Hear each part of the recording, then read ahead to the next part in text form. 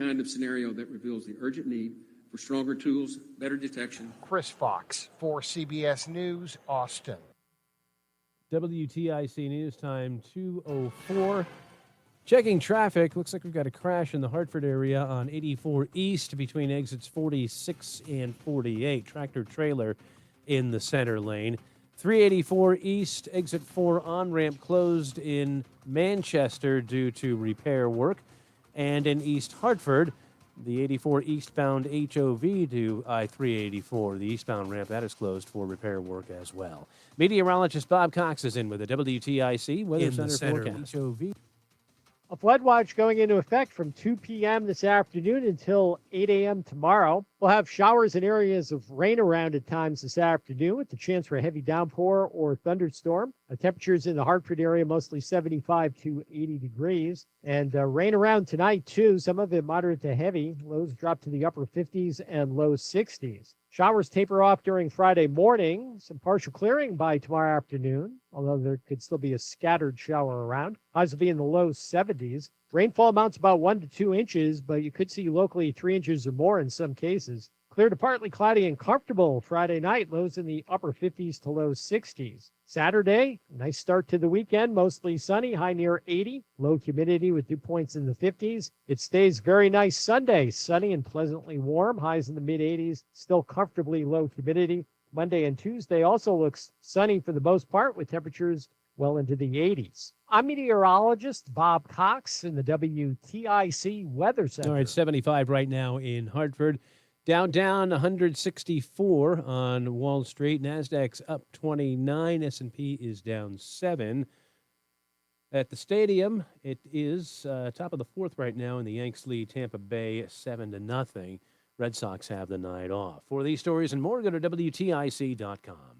I'm John Silva, WTIC 1080 News. Wisdom teeth giving you trouble? Columbia Dental's expert oral surgeons specialize in comfortable and efficient wisdom tooth removal. Open 7 days a week. Call 860-645-0111 or visit columbiadental.com. If you have unfiled taxes or are in debt to the IRS, this is important news. The IRS just rolled out a new program to help struggling taxpayers more easily resolve their tax problems. It's called the Taxpayer Relief Initiative, and it opens up powerful new options for people looking to get back on the right track with the IRS. And no one knows this program like the professionals at Optima Tax Relief, America's most trusted tax resolution company. They've resolved over $1 billion in tax debt for their clients and have the expertise and experience to help you. One easy call to Optima can start the process, helping to put an end to your worries of wage garnishment, asset seizure, and other aggressive IRS actions. Make today the beginning of your fresh start with the IRS. Call the experts at Optima Tax Relief now for your free confidential consultation. Call 800-354-2840. 800-354-2840. 800-354-2840.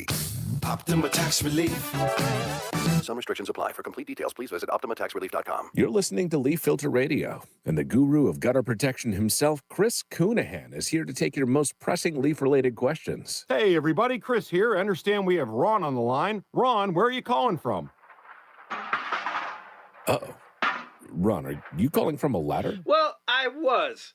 I wanted to ask Chris what I need to do to get my gutters ready to have leaf filter installed. Oh, Ron, you don't have to do anything. A Leaf Filter Trusted Pro will come out and clean out your gutters, realign and seal your gutters, and install Leaf Filter, America's #1 gutter protection system. So I didn't need to get on this ladder? Ron, Leaf Filter Trusted Pros are in your neighborhood and ready to help. Just visit leaffilter.com/deal to schedule your free gutter inspection and get up to 30% off. Thank goodness. What was that site? That's leaffilter.com/deal for your free gutter inspection today. See representative for warranty details. Promotion is 20% off plus a 10% senior or military discount. One discount per household. Erectile dysfunction affects nearly 50% of men over age 50. But even with so many men affected, finding a trusted provider to treat the condition isn't so simple. This is Dale for Northeast Men's Health, a Promenic restorative health practice, and I'm excited to announce the opening of our newest location of Northeast Men's Health in Warwick, Rhode Island. As a Promenic affiliate, Northeast Men's Health can offer men with ED the latest treatment protocols, which are shown in medical studies to be effective in well over 90% of men. And unlike groups that only offer wave therapy or online pharmacies that just sell pills, we offer a variety of treatments to help get you the results you want. You should also know that Northeast Men's Health is a true medical practice, which means our providers have access to a complete range of treatment options to get you back on track. So call Northeast Men's Health today. Your initial visit is only $99 and includes a medical consult, blood work, and all right, here we go. And if that test dose doesn't work in the office, your visit is free. Call 800-930-5956. That's 800-930-5956. Or go to northeastmenshealth.com.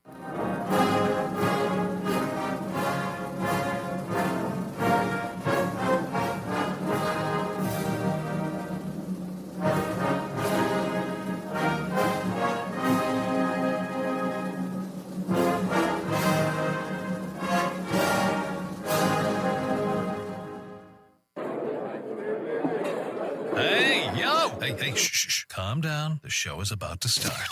Reese on the radio. Turn it up. Turn it up loud. Turn it up loud. It's like a dream come true. Turn on your radio. Reese is on the radio.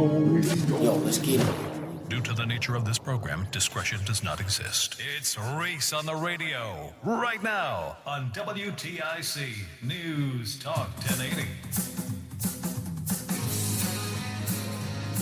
Hello! Let's go!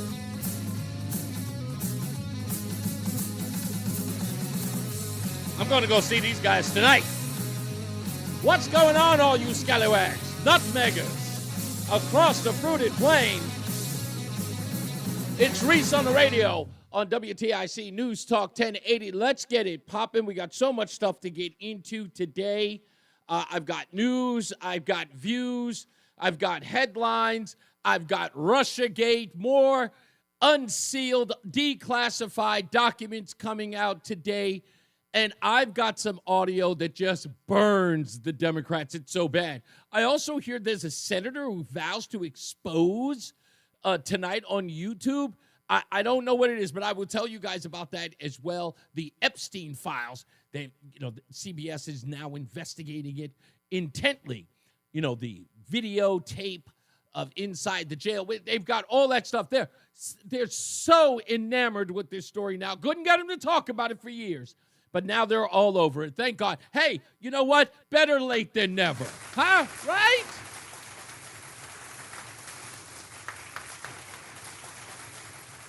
I'm so happy now that the mainstream media, or as Sarah Palin used to call them, the lamestream media, finally joining the rest of us in the 21st century, covering the stories that we wanted to know eons ago. Thanks for joining us, folks. Welcome back. Is the DeLorean okay since you got back from the past? I want to talk about something today because I was thinking about this last night, saying to myself, if I do this monologue, I might hurt feelings. I might say something that I'll get a call from my bosses and say, Reese, a lot of people called and they were really, really upset with what you said on the air that day. And I kept going over and over, and I said, there's a way to do this. There's a way to do this that makes my point where I don't have to hurt people. I don't have to be mean-spirited, because what I want to say isn't mean-spirited. I'm just coming from a very honest place. And before I tell or do the opening monologue, there's a video circulating about an interview that Jerry Seinfeld did with Howard Stern on his program. It's not about Howard Stern. It's about Jerry Seinfeld. And Jerry Seinfeld talked about the brilliance of a joke. Many of you may have seen it, be it on Instagram, TikTok, wherever it is you get your internet or interweb stuff.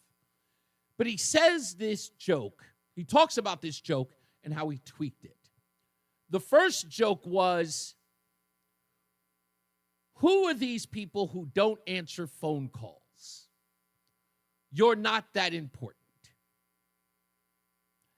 And he said that hurt people's feelings in the audience, so he tweaked it by then telling the joke by saying, who are these people who are calling you? They're not that important. Said the joke works. Same joke, but it twists who the subject is, and it insults people who aren't present. And I thought, How smart of him understanding comedy in that way. That's the reason why he's one of the masters. I like Seinfeld. Don't really watch his stand-up, but he is funny and brilliant. So I took that video and applied it to today's opening monologue. Because I thought it was, made sense. So I'm going to start off the monologue by saying, I was once ugly, hideous even. Oh, yes, as a child, I had a big, giant head. I was called Squarehead as a child. My nickname was Bummy Eddie. I was ridiculed and mocked in my neighborhood, often, and bullied. Oh, boy, was I bullied. I told you about my bully. His name was Cornflake. His real name was James, but I only knew him as Cornflake. In fact, it was only after I stopped getting my butt kicked by Cornflake, I realized he had an actual name, James. But I was bullied by this and mocked. No girl dated me or liked me. I was a mess, folks. I was a mess. And I understood that. And having never had a girlfriend in junior high or high school, I knew that something had to change. It was me. I had to dress better. I had to stop being socially awkward. I had to learn how to navigate through and around my peers so that I could become an acceptable member. It was hard. It was difficult. I watched movies and television. I talked to friends and neighbors and other cool kids. I watched how they worked. And I adapted. I even, dare I say, stole a little bit of their style and incorporated it into my own. I liked funny comedians. I often talk right here on this program about how my mother loved Robin Williams. Anything he was in, my mother was all over. And I was a bit jealous of Robin Williams because he made my mom laugh, and I wanted to make my mother laugh. I got that opportunity as I got older. My mother used to sit around and listen to my podcast all the time, and I would hear her chuckle. It was like the biggest reward to make my mom laugh the way she did. And to make her laugh the way that Robin Williams did, forget it. I was in heaven. And I realized that that was appealing. I learned that style from guys like Richard Pryor and Eddie Murphy and Red Fox.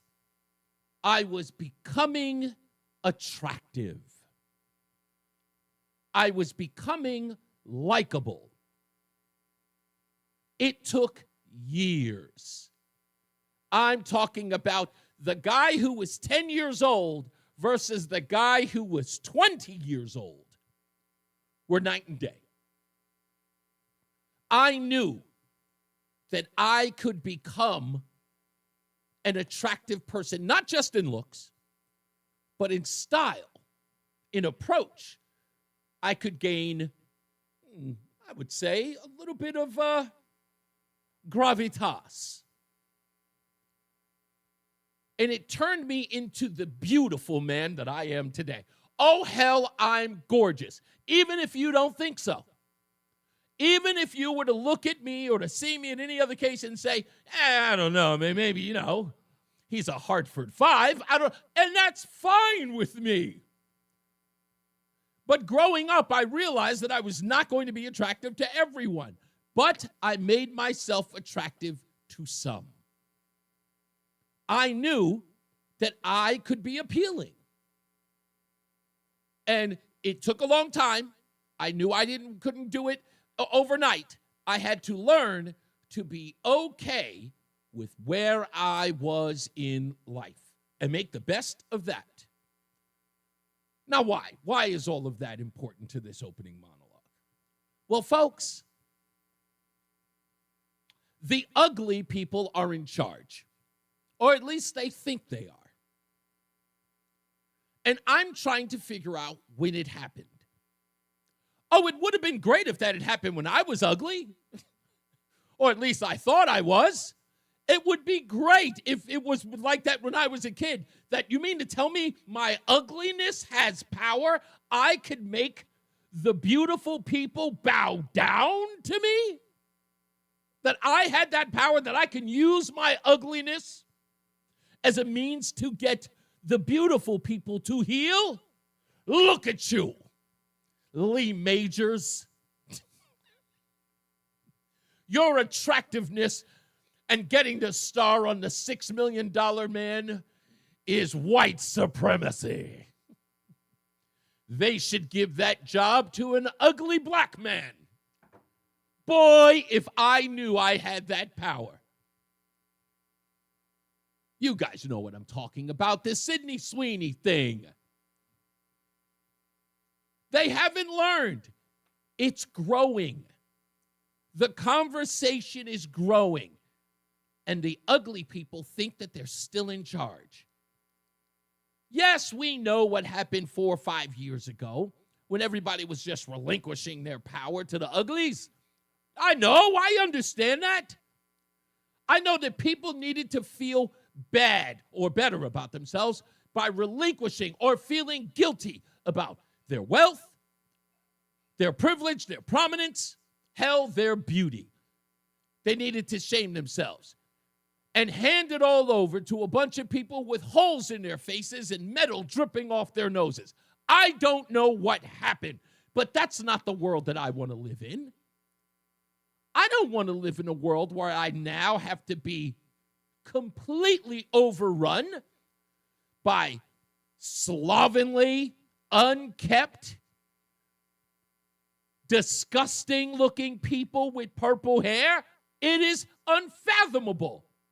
I need something to reach. Don't we all? Sure, we're never, ever going to look like Sydney Sweeney. I am never, ever going to look like some of these heartthrobs and, whatever these bird chest boys who are dancing all on stage. I'm never going to look like them. I get it. I'm a 235-pound, 55-year-old. I'm never going to look like them. Hell, I don't even think Denzel Washington is attractive, but for some odd reason, women find him gorgeous, and I'm never going to look as good as him. Never. And I've accepted that. But here's the thing. People are always asking ugly people or people are always saying that ugly people need to accept who they are and what they look like. Well, I'd like to extend that olive branch to you beautiful people. I need you to accept how beautiful you are and how much joy you bring to the world. You do. I'm telling you, you do. Believe it or not, there are people right now joining a gym, jogging, exercising, making themselves better. Why?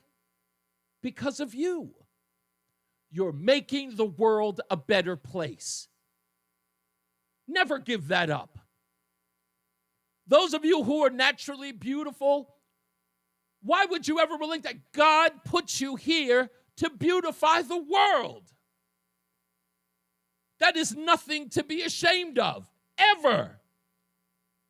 Tell the ugly folks to pound sand and work on it. Get on it. You see, I had this theory back in the day, and a lot of people got mad at me for this, and they may even be mad about it today. I had a theory about tattoos. I ended up getting one, but I had a theory back in the days about tattoos. And not the guys who originally would get tattoos, the ones who get like the heart with mom. Maybe they get something significant on their arm. They were in the military, so that was kind of, the culture. Sailors was a big one when I was growing up. But then we started to see people who really didn't need a tattoo getting tattoos. And then you'd meet them and you talk to them and you found out that they were vapid and empty and had nothing even remotely worth talking to them about. You know who they are. And I came up with a theory and says, the reason why that person got that outrageous tattoo was because if they have that, at least they have something to engage other people with. It's like an ornament. It's like a snow globe on your arm. Hey, where'd you get that from? Oh, this tattoo artist down in the village. He's really, really interesting. I did this one because that's my grandmother, and there's my mom, and this one goes to my great-great-grandmother who's, yeah, now they're interesting. Now, I know a lot of people get mad at me for saying that.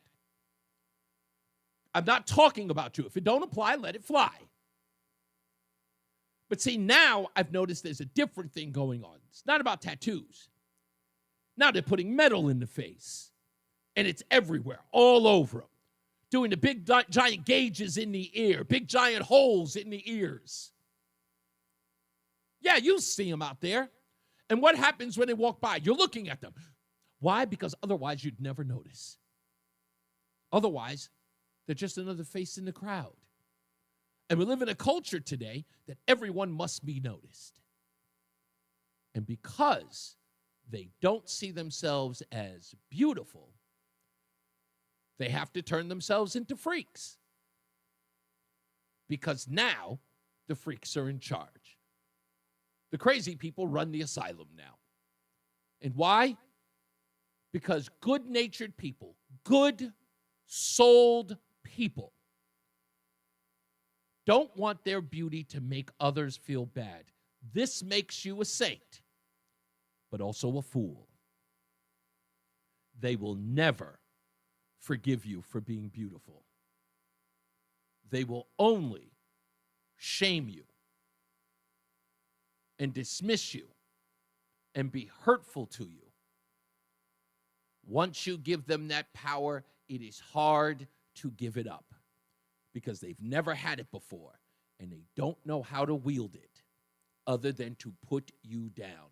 So enough. Give it up. Embrace your beauty. I demand it. I ask you, you are doing the world a service. Continue. Be beautiful. Flourish. Make beautiful babies. I don't care if they're blonde hair and blue-eyed. We need more of you. Be fruitful and multiply. Don't let these horrible people tell you that you don't deserve to belong. They belong too. Perhaps they can adapt. Perhaps they can recognize their own inner beauty. And then maybe people will start finding them attractive overall. And they won't just look at them as just service folks or surface beauty with a whole bunch of holes in their face. Think about it. Beautiful people, unite. We love you, we respect you, and we need more of you. We'll take a break. It's Reese on the Radio on WTIC News Talk 1080. How did you get You're clear. breakers fixed so fast? ALO Home Services, same day electrical. I gave them a call and they had a technician on their way. They even sent the technician's real-time location so I knew when they would be here. Did you say same day? That's crazy. If you need same-day electrical, call, click, or text today and say hello, ALO, call for details.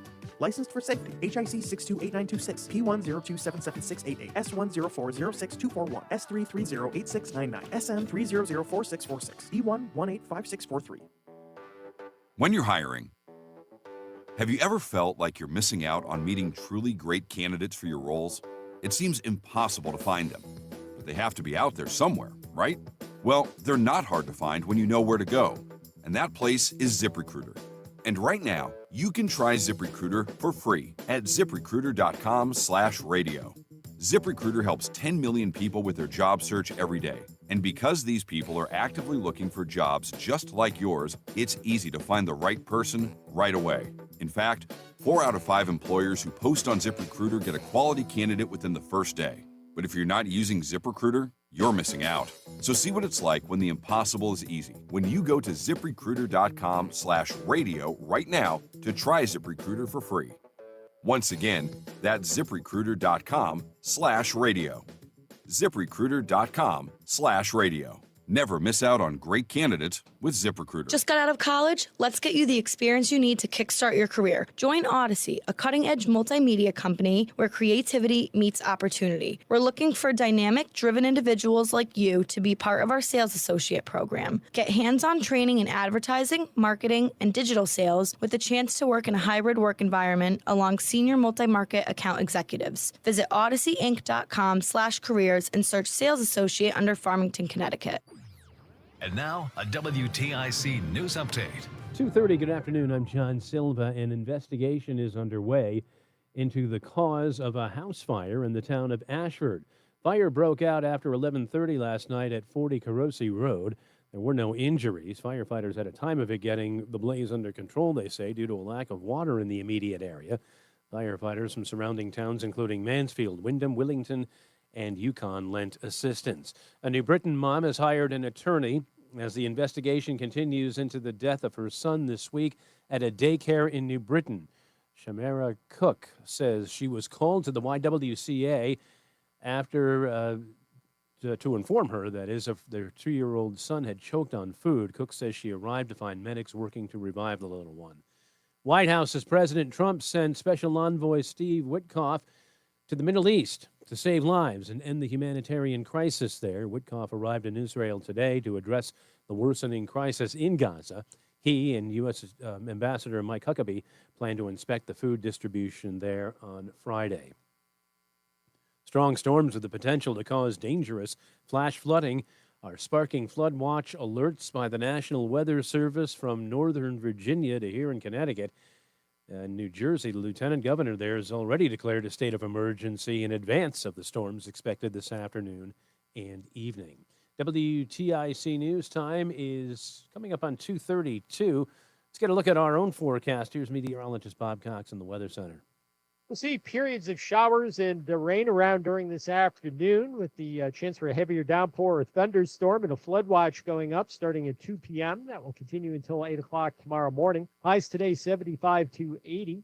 Periods of rain continue tonight, some of it moderate to heavy. Lows in the upper 50s to low 60s. Showers taper down tomorrow morning. Partial clearing by afternoon. There might be a lingering scattered shower in a couple of spots. Highs in the low 70s. Rainfall amounts about 1 to 2 inches, but some places could see 3 or more inches by the time all is said and done. Clear to partly cloudy Friday night. Comfortable. Lows in the upper 50s to low 60s. And a nice weekend coming up. Mostly sunny Saturday. The high around 80. Sunshine Sunday with highs in the mid 80s. And we'll have comfortably low humidity over the weekend with dew points in the 50s to around 60. I'm meteorologist Bob Cox in the WTIC Weather Center. Cloudy skies, 72 right now in Hartford ahead of the rain.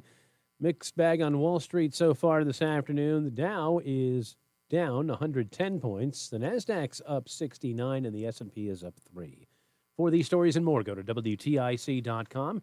I'm John Silva, WTIC 1080 News. A couple years ago, I was in the bathroom at the airport when I dropped my smartphone in the toilet. Not smart. I was multitasking when I should have been focused on the job at hand. Embarrassing, but I'm not alone. According to Google, 7 million other multitaskers accidentally dropped their phones into the bowl last year.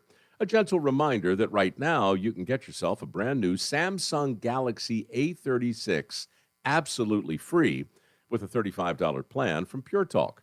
The A36 comes with scratch-resistant Gorilla Glass and a battery that'll last all day, along with unlimited talk, text, and data on America's most dependable 5G network. In other words, it's tough and smart. Something to think about next time you're multitasking in the necessary. Just dial pound 250, say keyword Mike Rowe to get your free phone today. You can make the switch in just 10 minutes. That's pound 250. Say Mike Rowe to switch to a no-nonsense smartphone and a company that actually stands for something. Pure Talk. Having options tastes better with McDonald's. Choose between the $5 hot and spicy McChicken deal or the $6 McDouble meal deal. Price and participation may vary. This health fact brought to you by ProHealth Physicians. Based on the 2020 census, the 65 and older population is growing rapidly. To age well, it's important to focus on all aspects of your health. Hi, I'm Melissa Andrews, a primary care nurse practitioner with ProHealth Physicians in Middletown. Regular activity is key. It can reduce chronic illness and improve mobility and strength.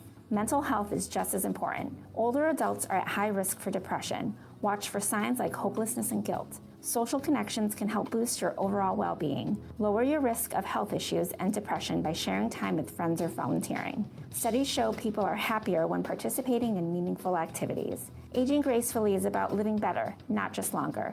If you're struggling, tell your doctor. Treatment options are available and effective. Connect with the trusted local clinician you just heard from ProHealth Physicians. Call 1-855-CTMD-411 to schedule your first visit with them today. Or visit ProHealthMD.com to learn more about their care, expertise, and services. Feel like everything's clouded by doubt? 1 minute. CaliforniaPsychics.com. Thanks, sir. Our psychics are available to talk 24/7, and we guarantee if it's not life-changing, it's free. Experience the joy of certainty. California Psychics. Check the back seat. Check the back seat. Gets in your head, right? Good, because every year dozens of children are forgotten in the back seat. Cars get hot fast and can be deadly, so get it in your head. A message from NHTSA and the Ad Council. Now is the perfect time to start on your next success. Apply now and save with no application fee. Classes start August 13th. An accredited state university, University of Maryland Global Campus offers online and hybrid courses. Plus, you can earn up to 90 credits toward a bachelor's for prior learning and work experience, or transfer up to 12 credits towards a master's. Learn more at umgc.edu. Certified to operate in Virginia by Chevy. Crappy radio signal? Then listen to TIC on the free Odyssey app. Hey, we're back. Reese on the Radio, News Talk 1080. Look, this whole thing about beauty and being attractive, you got to understand what this is about.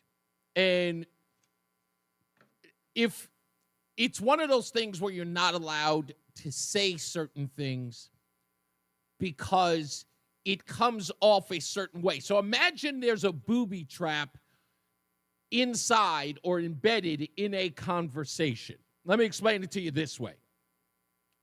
If I were a white man and I were on this network saying, white folks, it's okay for us to say that we're beautiful. It's okay for us to be beautiful and attractive. This would be deemed white supremacist talk if we were to leave it to the bozos who think that they're in charge, right? All of the knuckleheads on Instagram, Facebook, Twitter, and all the social media. As a black man saying, I love Sydney Sweeney. She's an attractive and hot and very beautiful blonde-haired, blue-eyed white woman. And she's the salt of the earth, damn it.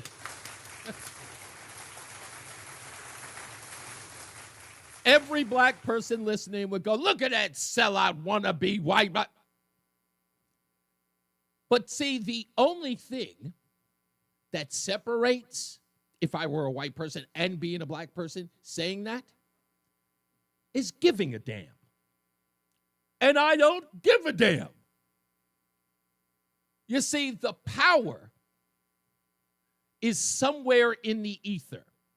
You can hold it or you can give it away. Or you can cede it without even trying. What's happening in this American Eagle controversy is now spreading to the New York Times. Try this on for size. They did this yesterday. The New York Times team up to bash conservative women for being skinny. Liberals are getting fatter. Conservatives getting skinnier. And it all comes back to the most important thing in life. This is the conversation people are happening. Maybe it's the summer. Maybe it's people trying to distract themselves from the news that's really, really killing them. And that is nobody wants to be a Democrat. No one wants to be woke. And they're trying to resuscitate wokeness. Perhaps that's the reason. If I were to go out on a limb, I'd say that's exactly what it is. But you don't. Woke has gotten the impression, and again, when you give someone power, they will abuse it. It doesn't matter who it is. If you give them unadulterated power, if you give them unchecked power, they will abuse it. They will see how far they can go. It's human. We all want to be good. Some people are really, really good. I will say a vast majority of people are really, really good.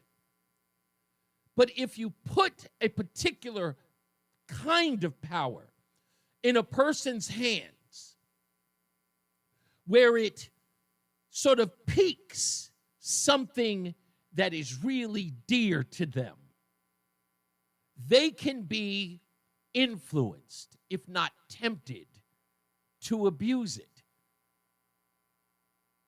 Because, again, it's unchecked. It's just who we are. I can do that. And then you start to test it. And if it feels good, and if you've convinced yourself that what you're doing is good, you can overstep. If somebody is close to you, they can go to you and say, hey, you're going too far. Maybe you might moderate. All right, yeah, you might be right. I may be going too far.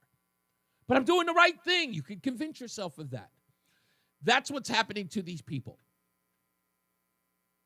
Remember, they were never operating out of the goodness of their heart. What do you think woke was about? Do you think woke was about, I think it's unfair that they have all of this privilege. I think it's unfair that they're on every magazine and in every newspaper and on every commercial and in every movie.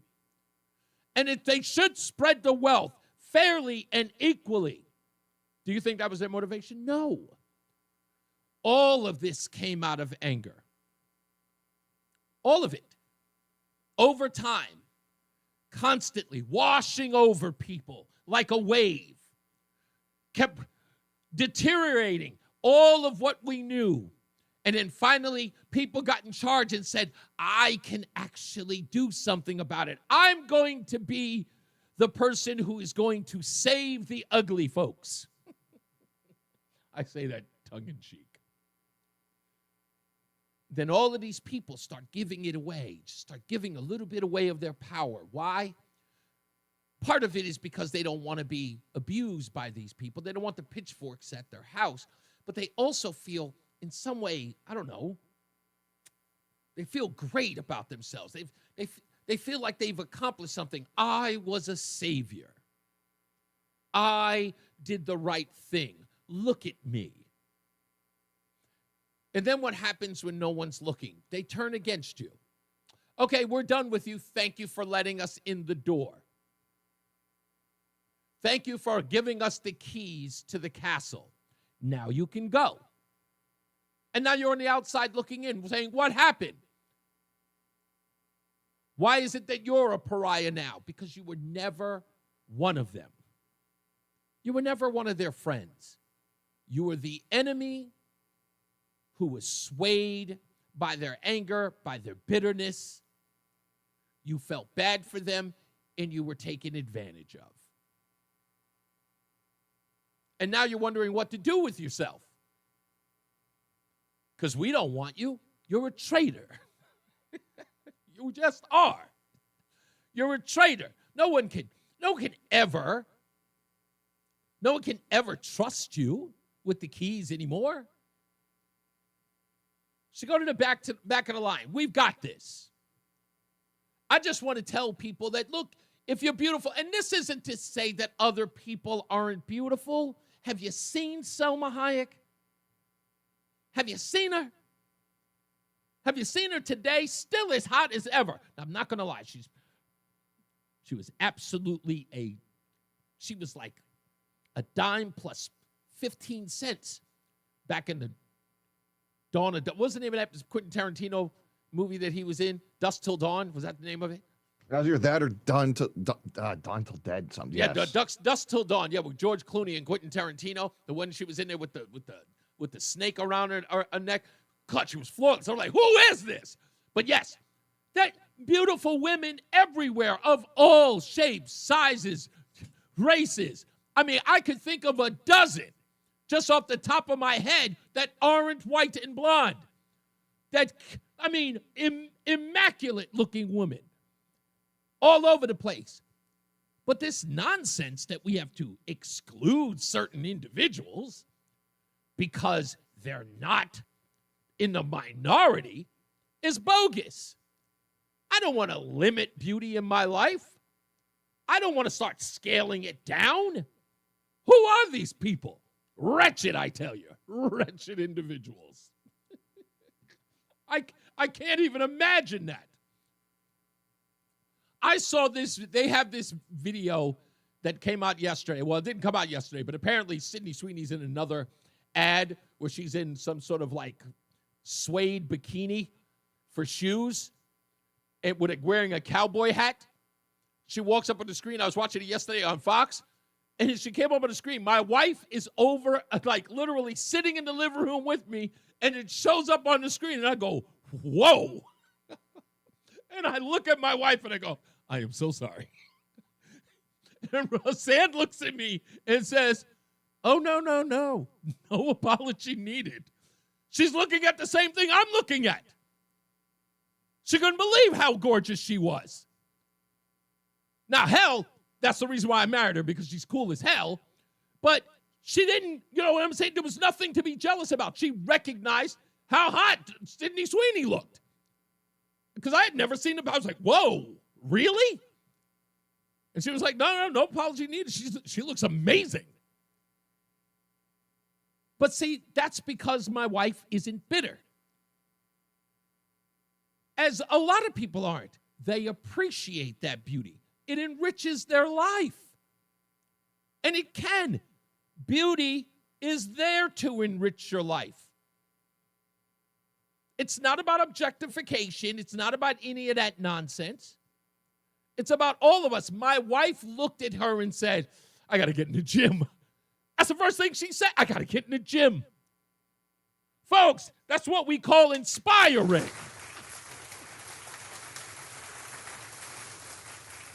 Now, I, being the hero and brilliant man that I am, looked at my wife and said, baby, come on, nah. You look fantastic. And I'm sticking to that.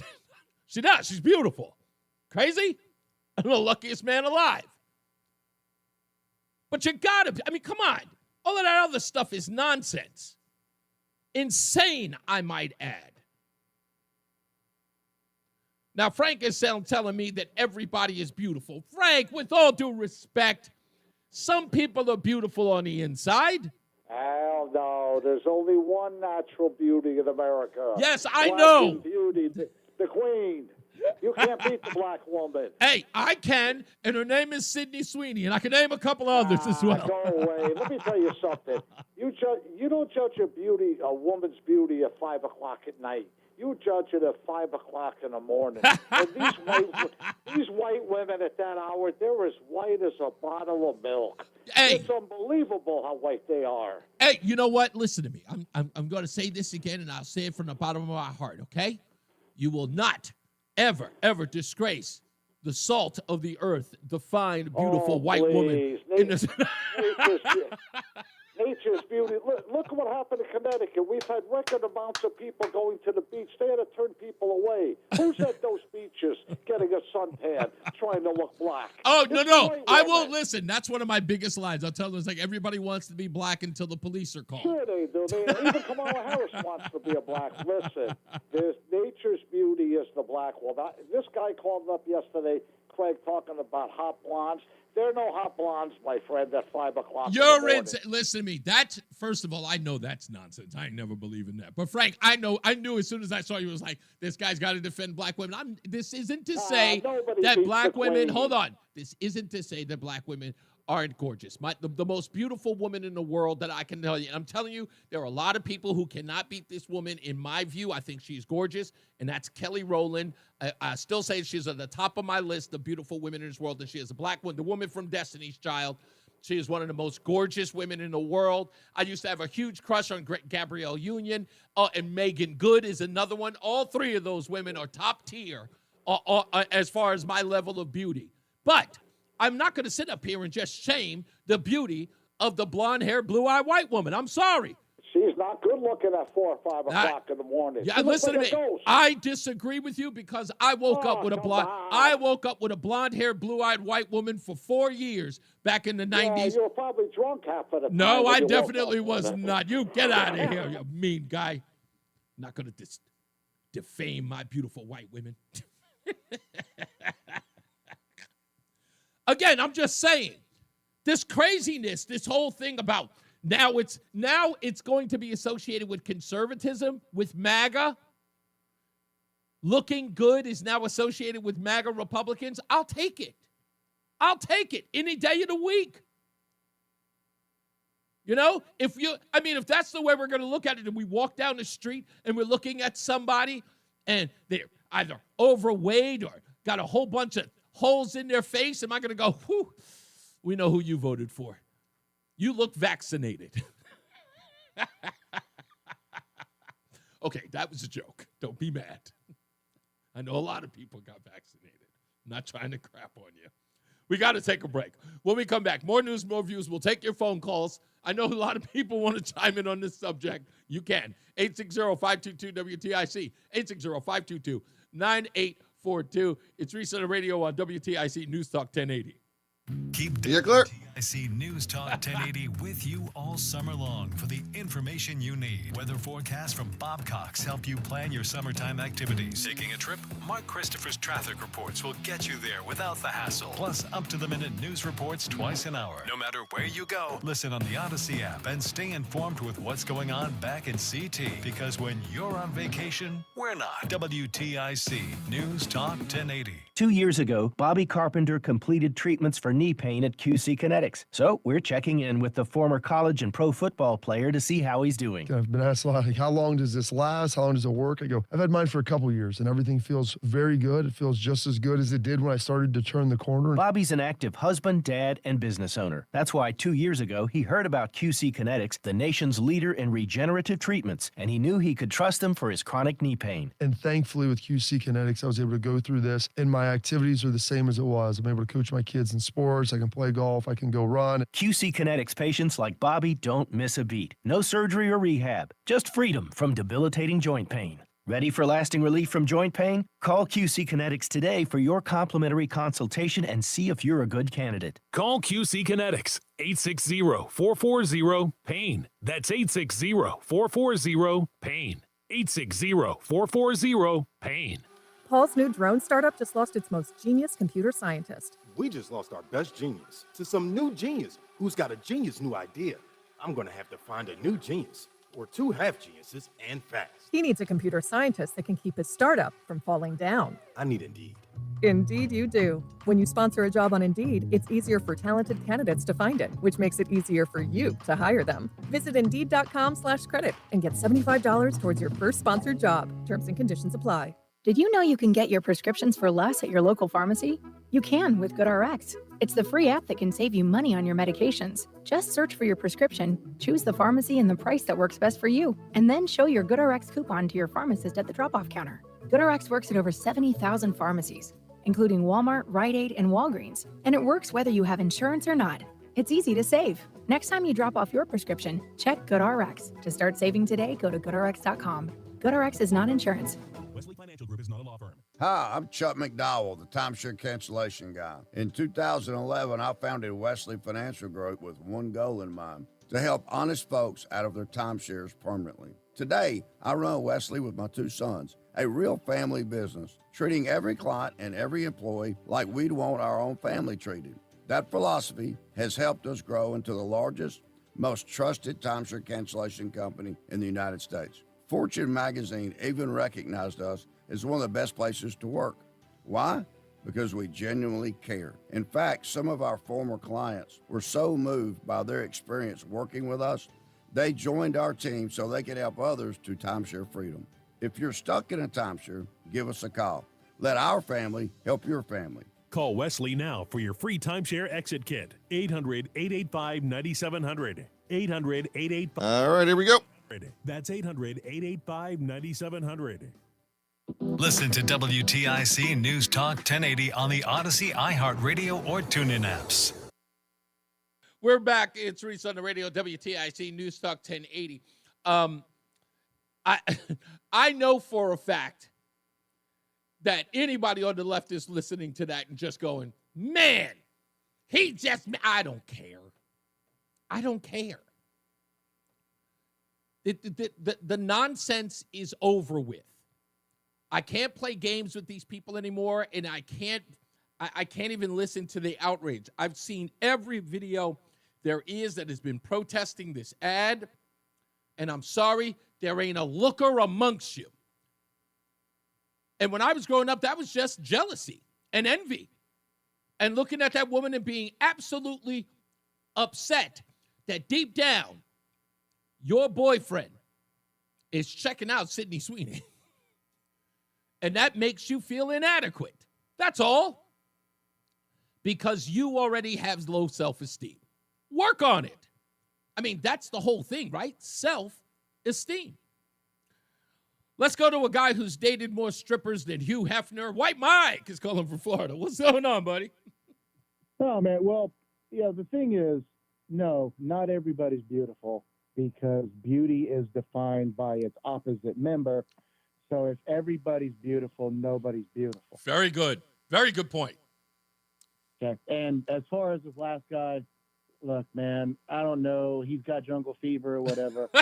But there's not a black woman on the planet who wakes up every day and has to deal with that thing on top of her head that doesn't secretly wish she was a blonde-haired white girl with good hair. You know, I always remember that line from Chasing Amy. You remember that, a Black Rage scene where the comic book guy is in like, deep down, we all wants to be white.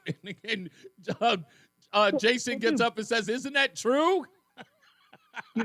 We talked about this before, and I actually feel sorrier for black women than anybody because they live in a society in which it is 100% clear their beauty standard is not the accepted standard.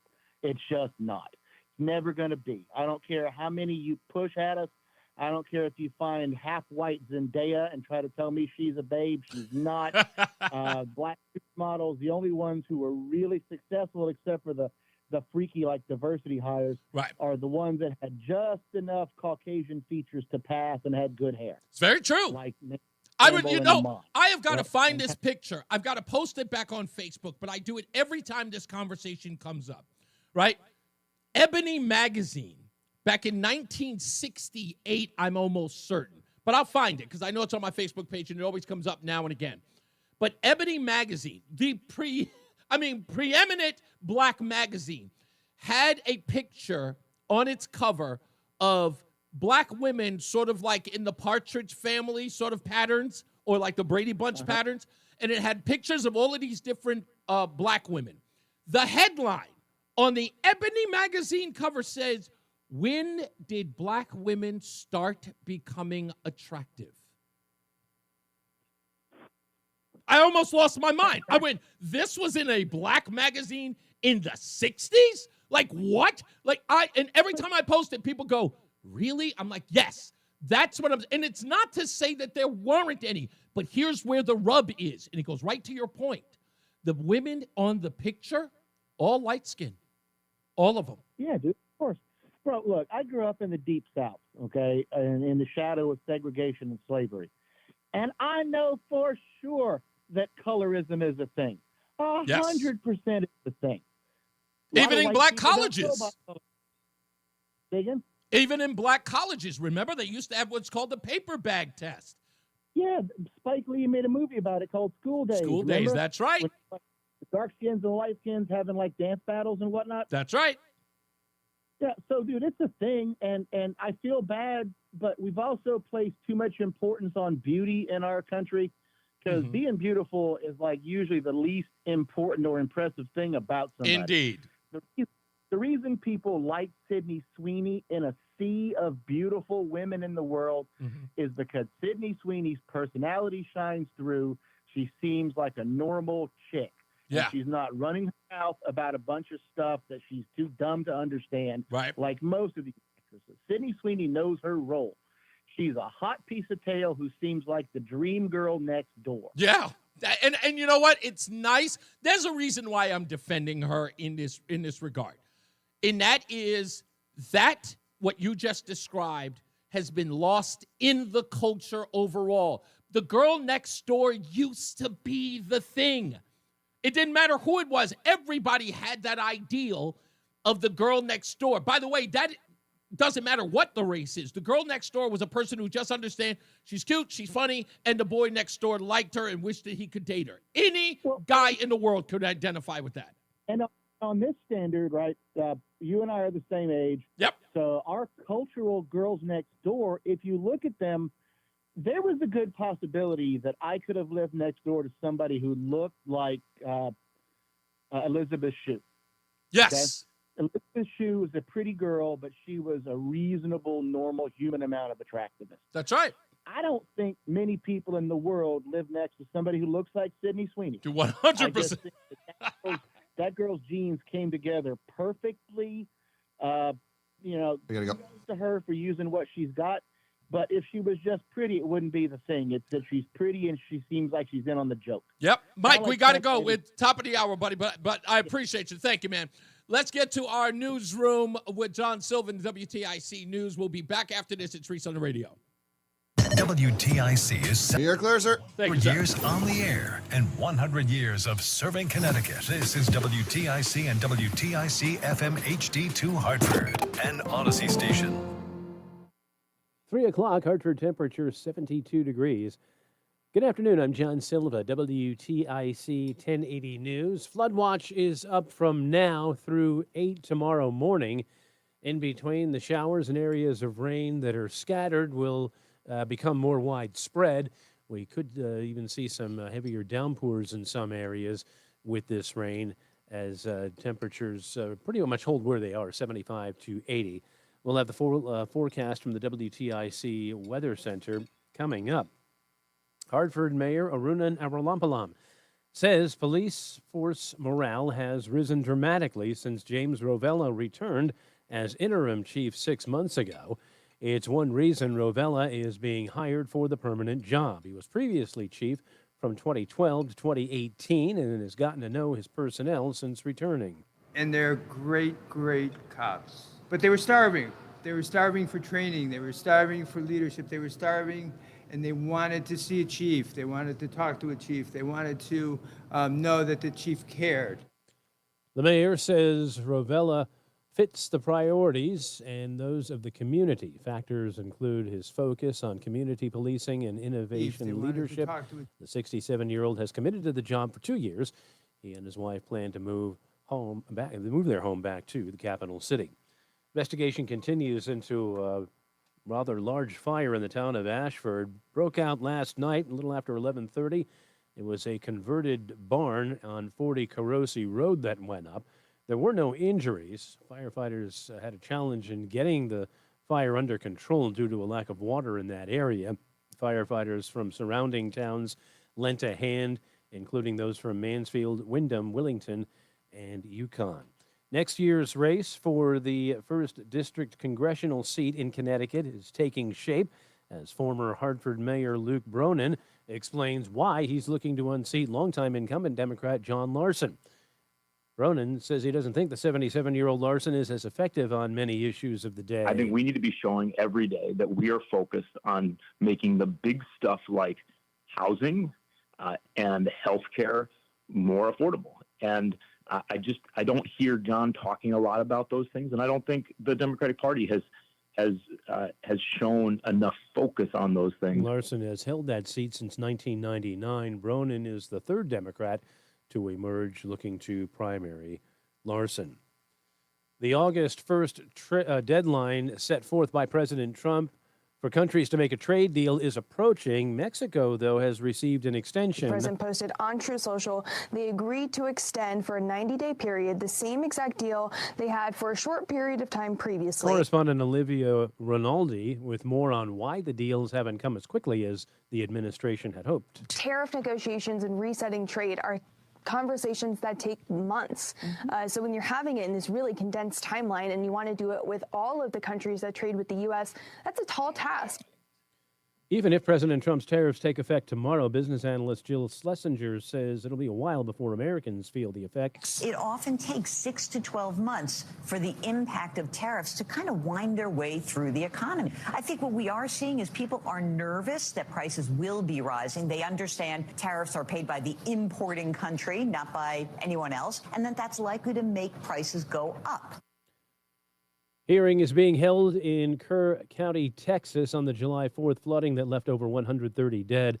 Lieutenant Governor Dan Patrick says it's the beginning of a long process of trying to figure out what contributed to the deaths and what could be done about it. We will pass bills dealing with the immediacy of things that we can address now, but we will be doing this in the next session and the session after that. WTIC News Time is 3:04. Checking traffic on this Thursday afternoon. The road work should be winding up relatively soon. Plainville 84 east between 34 and 35. That's right shoulder work until around 3:30 or so. Both sides of 384 in Manchester in the exit 34 area, east and westbound.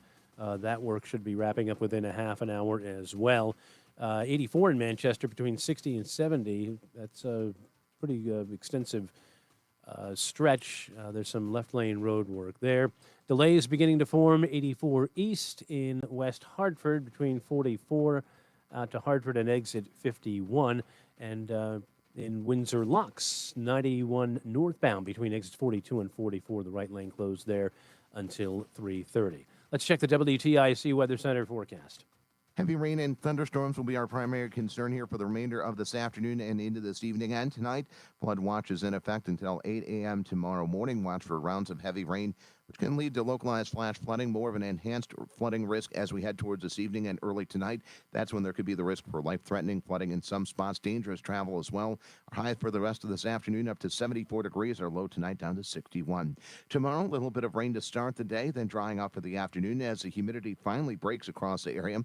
We can see some breaks of sun as well later in the day with a high of 73.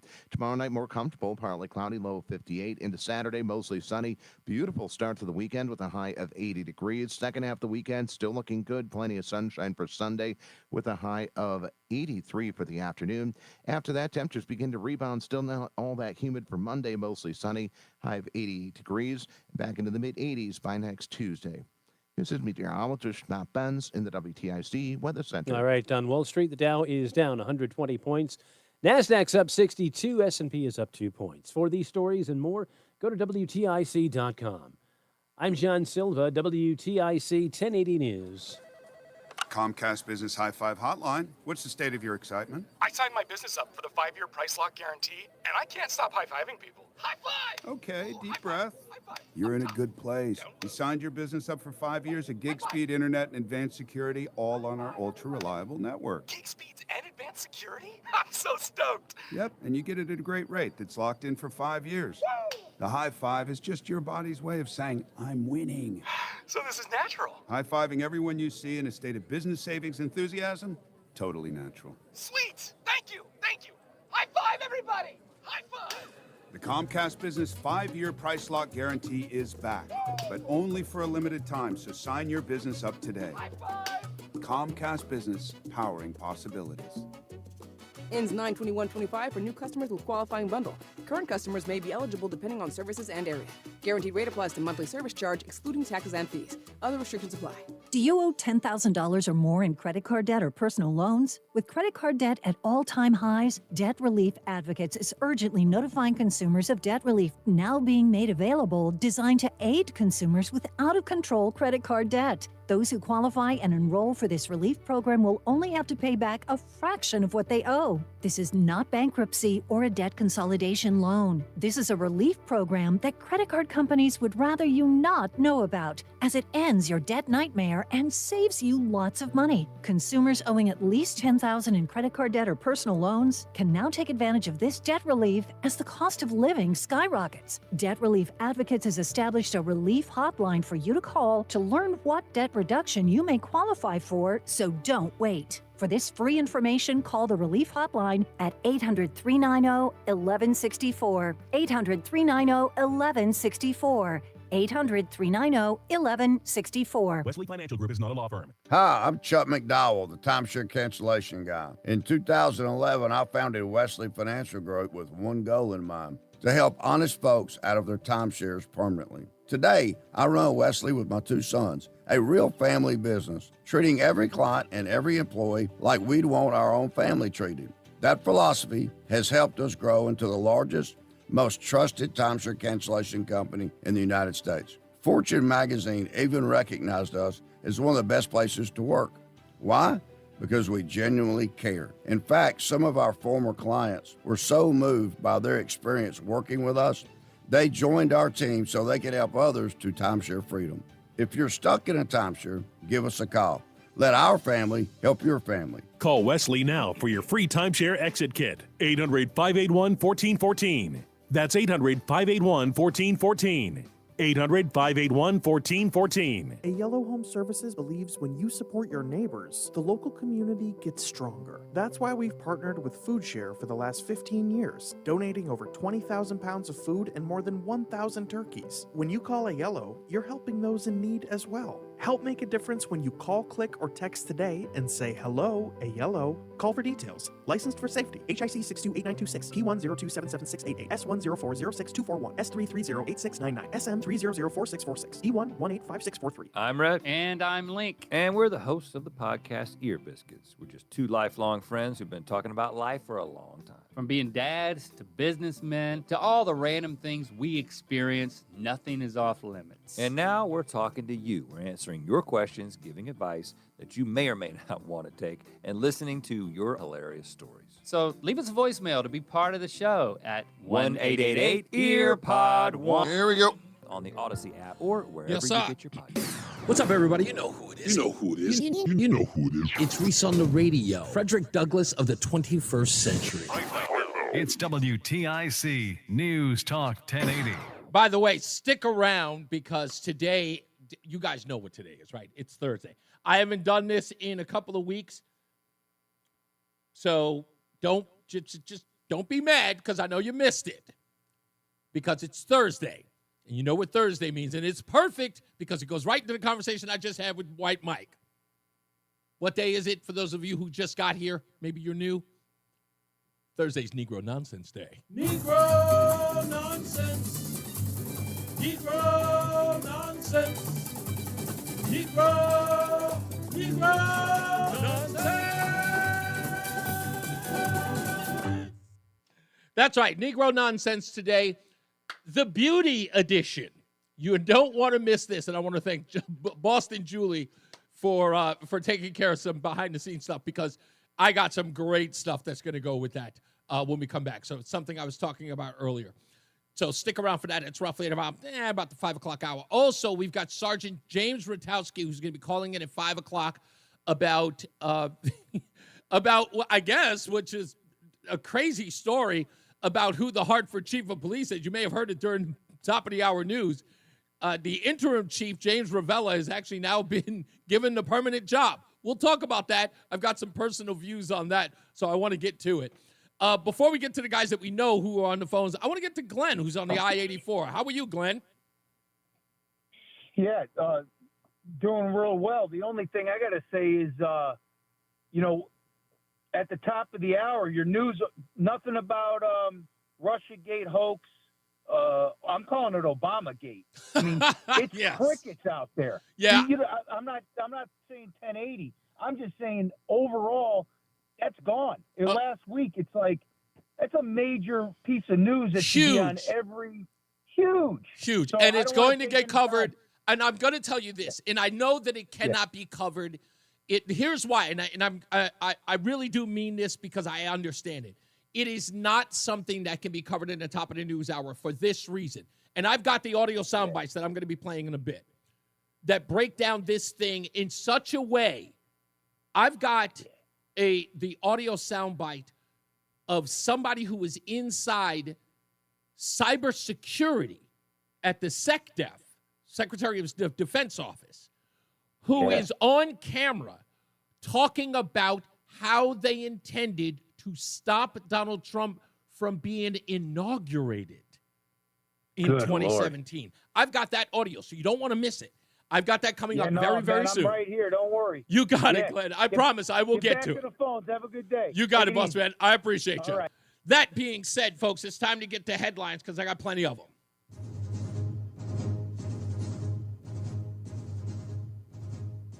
That I don't have in front of me. It figures. All right, in the news today, ex-ABC News reporter Terry Moran has finally come forward with what we've always known about ABC News, that it's biased. Yeah. So apparently in his Substack yesterday, go look it up, Terry Moran, the recently fired Disney employee, comes out and says that the news organization does not like Trump. And even he says, these are his words, he said, and this bias is bound to impact coverage, not so much out of malevolent bias, but out of what is called a kind of deafness. The old news divisions don't want to hear many voices of the country because those voices aren't in the newsroom. Yes, news teams go out with a microphone and a camera and accost people at Trump rallies. But to me, that often comes off as weirdly as inaccurate. And he says it's kind of like trying to understand the nature by visiting a zoo. He says that the newsroom took all the white men out at ABC News and just brought in all of these so-called diverse people with the same voice. And there's nobody with a dissenting view in the newsroom at ABC News. Terry Moran working there for 28 years. And of course, this is the guy who went after Donald Trump and, of course, Stephen Miller, which cost him to get fired because, again, all he did was expose what was on the inside of the newsrooms. Somebody called up the other day. This news item I thought was important. He called up twice, and I kind of dismissed him as just being a kook, even though he called up just to be a pain in the behind. What was his name? Paul? He was talking about how much he cannot stand J.D. Vance and how he likes Marco Rubio. Nothing against that. But I saw this report, and I thought it was worth noting because Paul was so interested in making it clear that he couldn't stand J.D. Vance. And if you were listening to the show that day, I told you that J.D. Vance, it was his election to lose in 2028. Well, it looks like polling has already started on him. And according to polling data of some 1,400 registered voters, it looks like J.D. Vance against Pete Buttigieg is 44-43, with 13% undecided. J.D. Vance against Alexandria Ocasio-Cortez. He beats her by 3 points, 44-41%. And if he were to face off against greasy Gavin Newsom of California, well, the margin is 45-42 J.D. Vance. That's the recent polling data for J.D. Vance against three people who are more than likely a shoo-in as the Democrat nominee. 7 Connecticut universities have campus speech policies that restrict free speech in some aspect, according to a recent report released by the Foundation for Individual Rights and Expression. That's a FIRE, F-I-R-E. A free speech advocacy organization recently released their 2025 report spotlighting speech codes on college campuses. While the number of schools earning red light scores, there are a number of them that would get red light scores, meaning that they have at least one policy that substantially restricts free speech. They declined from the previous year. None of the Connecticut schools got a red report. However, the Central Connecticut State University, Southern Connecticut State University, the University of Connecticut, also known as UConn, Yale University, Trinity College, and Wesleyan College all received a yellow light rating. According to the report, a yellow light means the school maintains policies that could easily be applied to suppress protected speech or maintains policies that, while clearly restricting freedom of speech, restrict relatively narrow categories of speech. Narrow categories of speech. And we already knew that here in Connecticut anyway. Now for the stupidest thing I read today.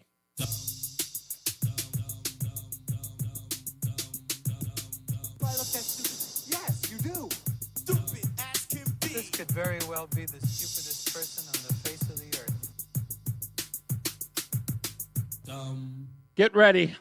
Just over a year ago, I launched my campaign for President of the United States. 107 days, traveling the country, fighting for our future. The shortest presidential campaign in modern history. It was intense, high stakes, and deeply personal for me and for so many of you. Since leaving office, I've spent a lot of time reflecting on those days, talking with my team, my family, my friends, and pulling my thoughts together. In essence, writing a journal that is this book, 107 Days. With candor and reflection, I've written a behind-the-scenes account of that journey. I believe there's value in sharing what I saw, what I learned, and what I know it will take to move forward. In writing this book, one truth kept coming back to me. Sometimes the fight takes a while, but I remain full of hope, and I remain clear-eyed. I will never stop fighting to make our country reflect the very best of its ideals, always on behalf of the people. So thank you for being in this fight with me. I am forever grateful, and I cannot wait for you to read this, and I'll see you out there. Take care. I'm sure you all could recognize that voice. That is none other than Vice President and presidential candidate Kamala Harris. Of course, after her loss, has written a book called 107 Days. The beauty of it is that people immediately responded online to the fact that she's written a book. Let me read a couple of them for you. Nick Sorter writes, trying to sell some books to pay down your $5 million debt to Beyonce. For that endorsement, writes Nick Sorter. Another one writes, should have titled it, luckily voters didn't get to see more of me or I would have lost even more. Dan Rutherford writes, 107 bottles of vodka on the wall. That should be the title in his view. Jim Hansen writes, I can't wait to hear the inside story about how you burned $1.5 billion in 107 days and accomplished absolutely nothing. That one's good. Another person writes, no, thank you. I've already become unburdened, and I would like to keep it that way. Lastly, Patriot Paul writes, I won't be able to read it. Pop-up pictures and images of Venn diagrams and yellow school buses. So everybody's ripping on it. It will probably be a bestseller because the book publisher will probably buy a bunch of copies of it in the beginning, and then they'll give it away. So, I thought it was the stupidest thing I read today. There you go. What can you say? 860-522-WTIC. Let's go to Fred. How are you, sir? Hey, I'm good. So what prompted me to call was your two words, they look vaccinated. Now, oh, dude, don't back up from that. First of all, if someone's wearing a mask, they're vaccinated. And that's probably right. Got a booster. If someone's walking with a cane and they never used to, that's part of the vaccinated look. And then by the by, it seems to shrivel people up. I mean, there's a lot of placebo out there. Parenthetically, you got to go back to that anthro word that you passed over, which was a good move, anthro, and then you just kept talking. Yeah, I couldn't. First of all, it was jumbled, and the page cut off exactly at that part where it was. I'm sorry. So I was like, I didn't know. I thought I had it, but I was just like, what the heck is that word? I couldn't even make it out. So I thought you just weren't taking the shot. No, it was just like what? And I thought I had it, but it was like it didn't look like it was clear, so I didn't want to screw it up. Okay, excellent. And one thing from yesterday, you abbreviated it nicely. That's the pot calling the kettle. Okay, of course, the pot calling the kettle black. Yes. Now, I have an addendum on that because I get accused of that. Oh. I call everybody all kinds of names. One way or another. I smoke pot before noon, but I'll call you a dirtbag, absolutely. But so who better than the pot to call the kettle black based on the axiom that it takes one to know one? Indeed. And let me wrap it up with that another half a point. I'm actually working on a Ben proto poem, but it's not quite ready. So just let me set it up that I got attacked by a junkie 3 years ago, and it ended up he won the battle and lost the war. It shut him down. 2 weeks of me walking around with cuts on my face and arm in a sling, and everybody knows me and said, what happened? And I told him, and his revenue stream dried up. And, he did get arrested. He didn't do it. He never went to trial. But anyway, My point was, everyone had this guy for like Black Rambo, like Right. a Buddhist, and he was someone who would hit a 68-year-old skinny old white man in the face Wow. with a piece of concrete is who he was. And I just want to make the point that, like, how many, to reiterate it, how many, Mark said it yesterday, how many Jonathans did we never hear of because their answer to the question, how do you plan to raise $500,000 by November, was insufficient? And that's all we have is guys like that. Yeah, So, I know. It's funny. It's so swampy. It's disgusting. But you know what? I'll tell you this. After Mark started posting what Jonathan said on this show, the response has been overwhelming, and I'm loving it because it's like there is a fed-up nature in this that we can really capitalize on, and I mean that in a positive way, not a negative one. It's not one to exploit. Let me close with this. The toxic triumvirate of Ben Proto, William Tong, and Mary Fay. Somebody yelled timber 3 times. All right. You got it, boss man. You got it. Let's speak to the aforementioned Mark in West Hartford. How are you, sir? I don't have much time. So first of all, I got to tell you, when you played that clip of Kamala, I was thinking, remember when she went to South America to find the root cause of the problem with the border instead of going to the border? Yeah. I was just thinking, now she should find the root cause of how she lost the election by actually visiting the border. Right. That would actually be. I would do my book signing from there. She could go find the root cause.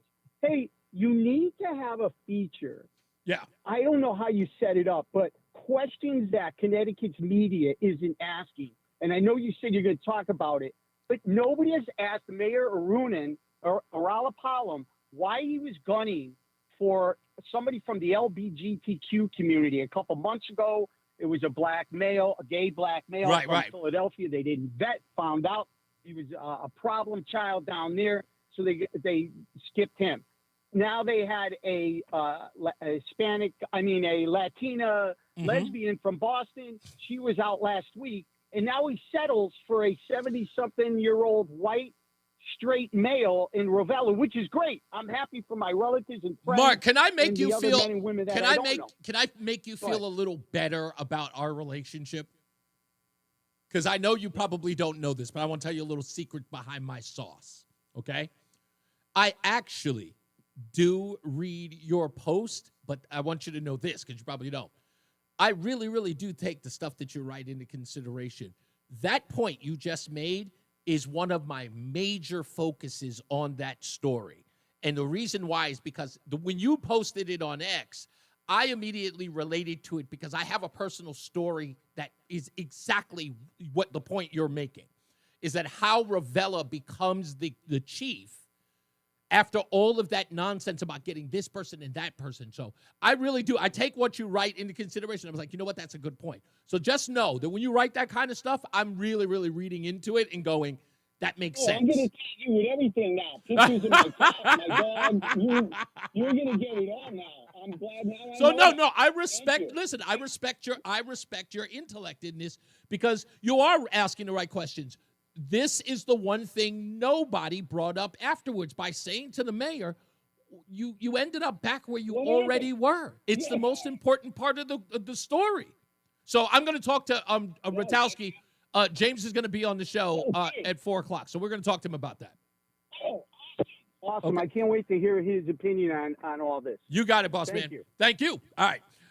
Yeah, like I said, Sergeant James Radowski, the president of the Hartford Police Union, is going to join us at 4 o'clock. We'll talk about the hiring of interim chief, now chief, James Ravenna, who is in his 70s, because you might recall the last time we talked to James, it was known that he was, Ravenna may not take it because of his age. He may have aged out in his own view, but he's taking the job. We'll talk a little bit about that when we return.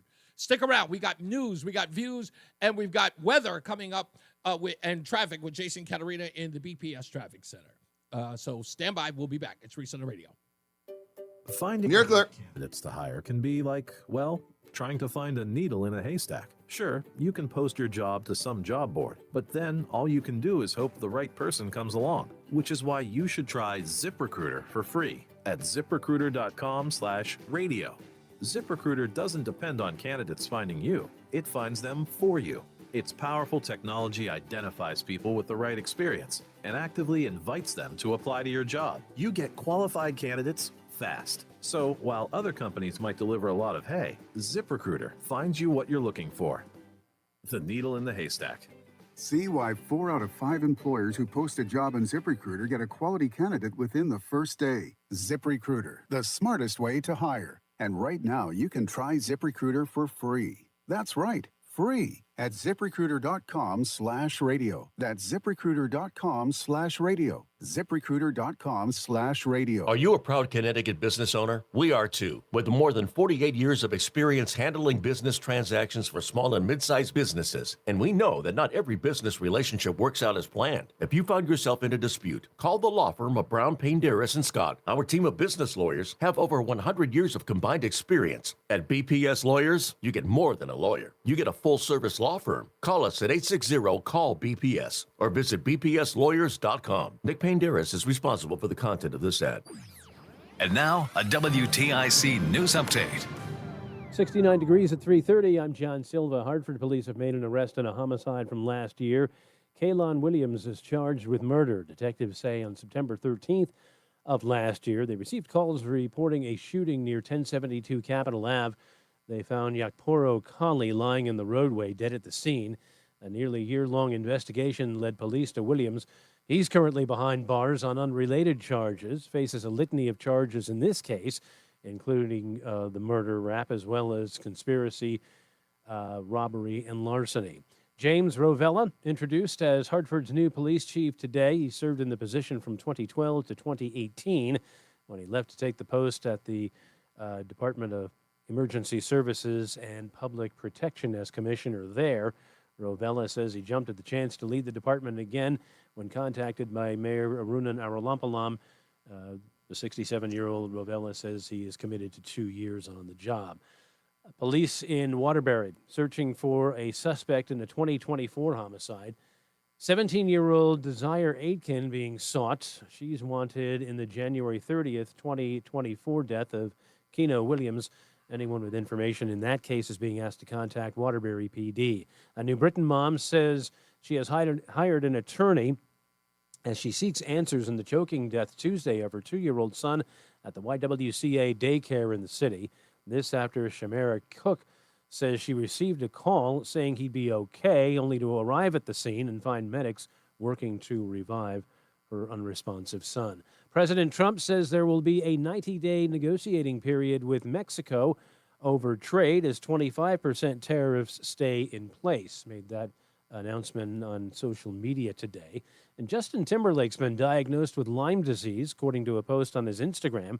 Timberlake shared the news in the post as his commemorating his Forget Tomorrow tour, which wrapped in Turkey on Wednesday. WTIC News Time 3:32. Here's the forecast. Through the rest of this afternoon and through this evening, watch for rain, some of which will be heavy, and a thunderstorm here through this evening and tonight. Flood watch is in effect for the region until 8 a.m. tomorrow morning. This can bring the risk for life-threatening flash flooding in spots, especially for the overnight. High this afternoon at 74, low tonight at 61. Occasional rain and drizzle wraps up first thing tomorrow morning, then drying off for the afternoon. Lower humidity, high at 73. Beautiful Saturday, mostly sunny, high of 80. This is meteorologist Matt Benz in the WTIC Weather Center. Wall Street, the Dow down 220 points. NASDAQ's up 26. S&P's down 11. I'm John Silva, WTIC 1080 News. The IRS finally caught up with Louie. I hadn't paid my taxes in 8 years. I owe the IRS a lot of money. Louie was in deep trouble. We're going to take your house, put a lien on your bank account, garnish your pay. They don't care. They're going to take your paycheck. Louie found out about Optima Tax Relief, the leading tax resolution firm. A-plus rated by the Better Business Bureau, they've resolved over $1 billion for their clients. Optima Tax, they help me. They calm me down. They make me feel comfortable, and I trust them. Louie has a lot to be thankful for. I don't owe the IRS anymore, and I'm able to live a comfortable life, a lot better life. It was because of Optima Tax. For tax help you can trust, call Optima now for a free consultation. Take it from Louie. If you owe the IRS, don't go it alone. Give Optima Tax a call. They can help you. Call 800-354-2840. 800-354-2840. 800-354-2840. Optima Tax Relief. Testimonial from an actual client. Some restrictions apply. For complete details, please visit OptimaTaxRelief.com. I'm Ed Evans, CEO of Consumer Cellular. We're dedicated to serving people 50 and up like me. Our needs are different. Big Wireless wants us in an unlimited plan, but if you're not using all that data, you're probably getting used. At Consumer Cellular, we're focused on affordable, reliable plans, including data that suits your needs, not ours. Our plans start at just $20, and you'll get the best customer service in the business. Call 1-888-FREEDOM, visit consumercellular.com/fax or a store near you. Plans include $5 credit for auto pay and e-billing. See site for additional facts.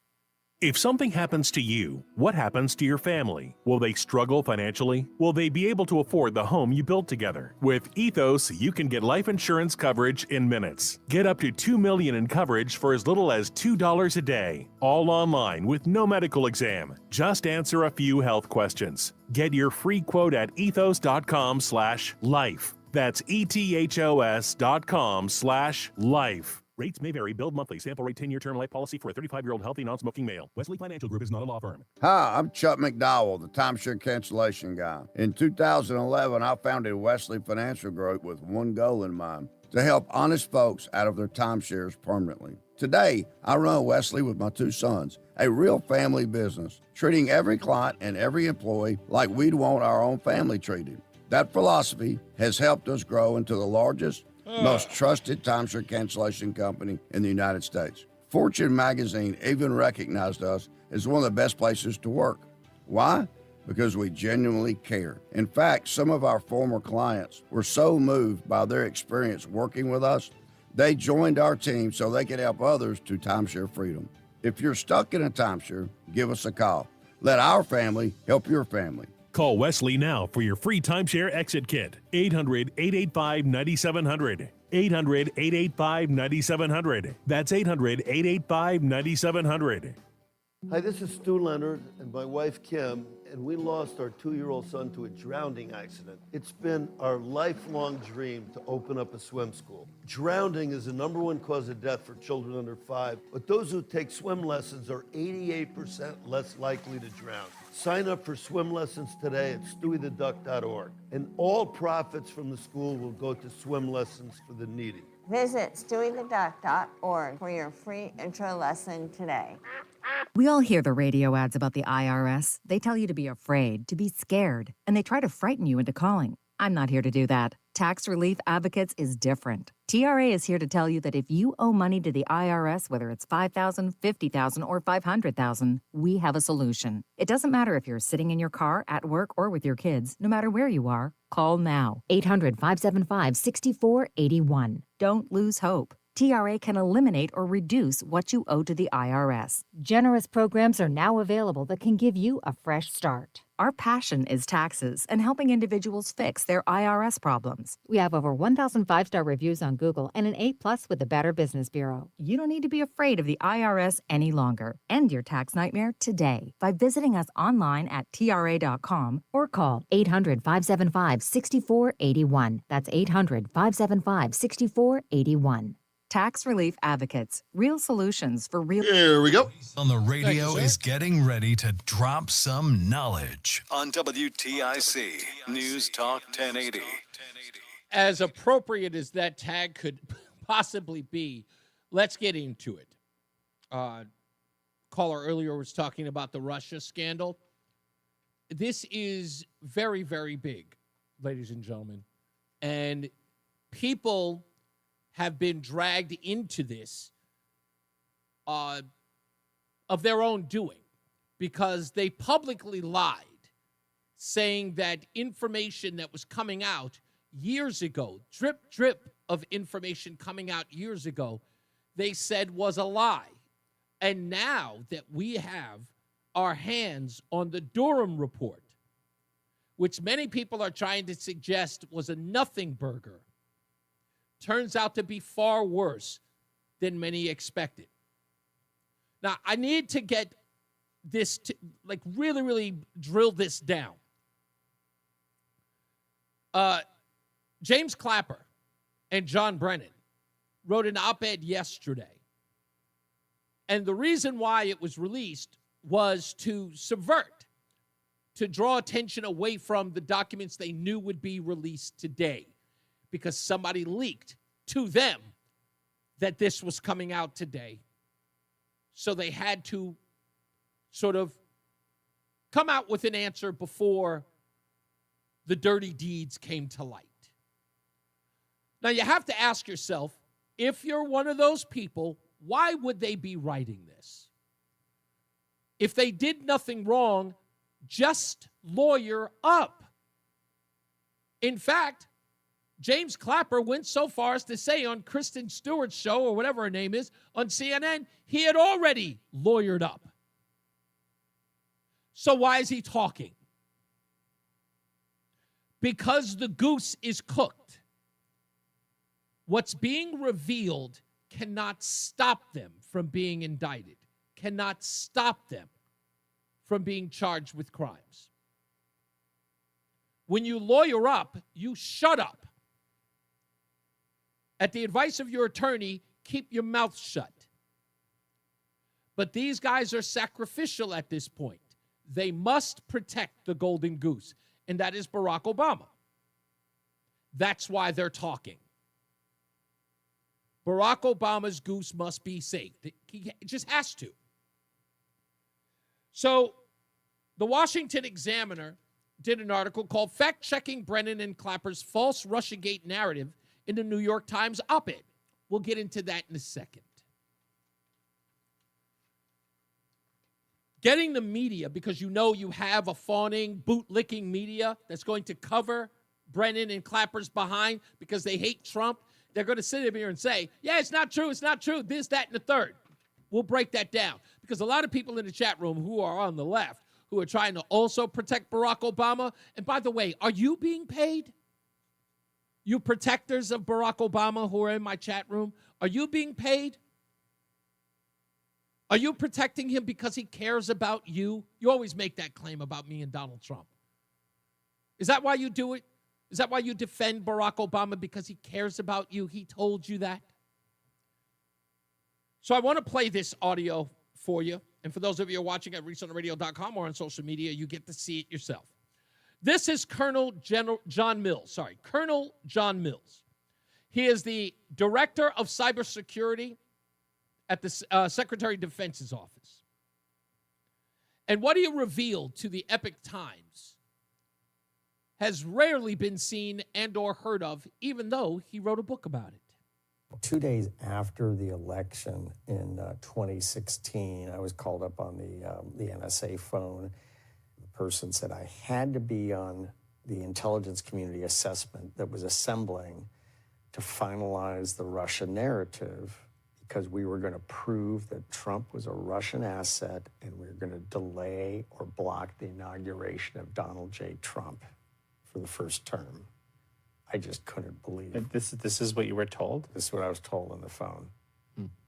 So this was a deep state coup from the beginning, that it actually started in early 2016. We went through the process in November. The final product came out in the first few days of January 2017. But bottom line, the supposed top secret review, there was nothing there to show that Russia was trying to manipulate the campaign or the outcome of the election in the favor of Donald J. Trump, that the Trump campaign was somehow colluding with Russia. There was no evidence of anything. Director of Cybersecurity. He was told to agree with the assessment. But who wrote the assessment?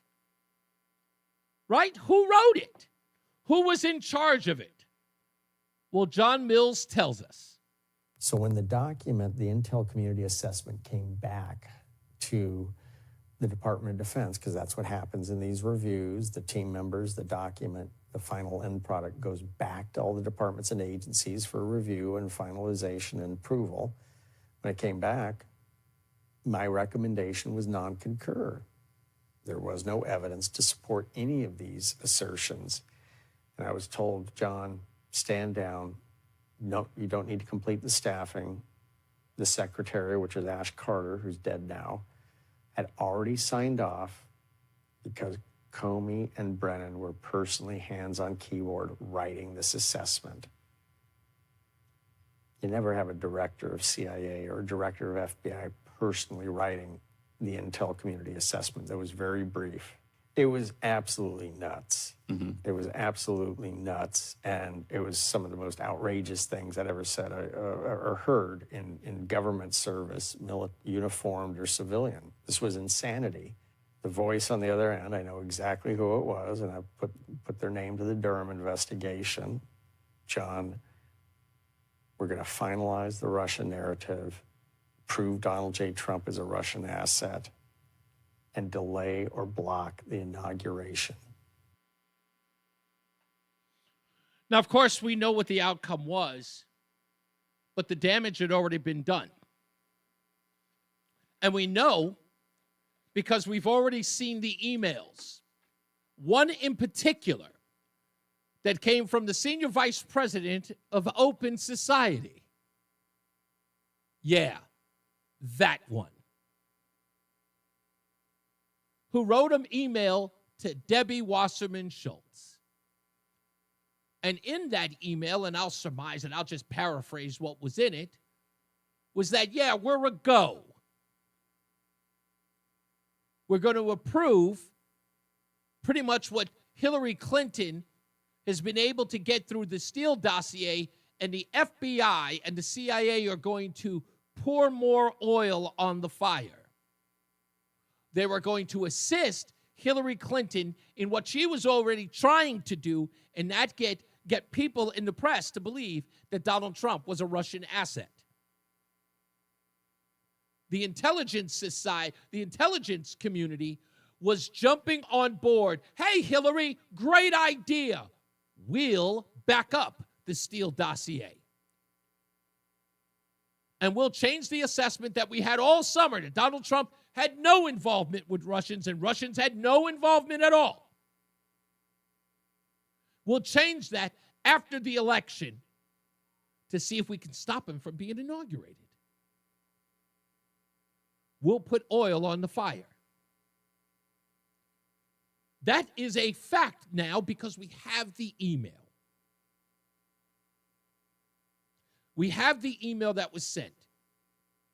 And all the people who have been reached so far are mum's the word. Where's Obama today? Where's his spokesperson today? Will his spokesperson say, go to our earlier statement? I doubt it. Where's everybody screaming and hollering? Let's get to the fact check now. According to Durham and Clapper, they say, let's recap. The Trump administration's claims focus on the intelligence community's findings about Russian interference in 2016, U.S. presidential election, which were published in January of 2016. Well, what they're trying to say here is that Russia was involved in interfering in the election, and their description, if you will, of interference were Facebook ads to the tune of $105,000 or $150,000, while both campaigns were spending billions. This is what they called interference and proof thereof. Well, Washington Examiner writes, this is not, in fact, what the Trump administration has focused on. Gabbard and Ratcliffe have not questioned the intelligence community's findings that Russia meddled in the 2016 election. Instead, their focus has been on an additional conclusion that the Obama administration drew, that Russia's intention was to help Trump win. Memos released by the CIA and the DNI show that this was not actually true and that Brennan, Clapper, and others had virtually no evidence to support the conclusion that Russia, President Vladimir Putin, preferred Trump.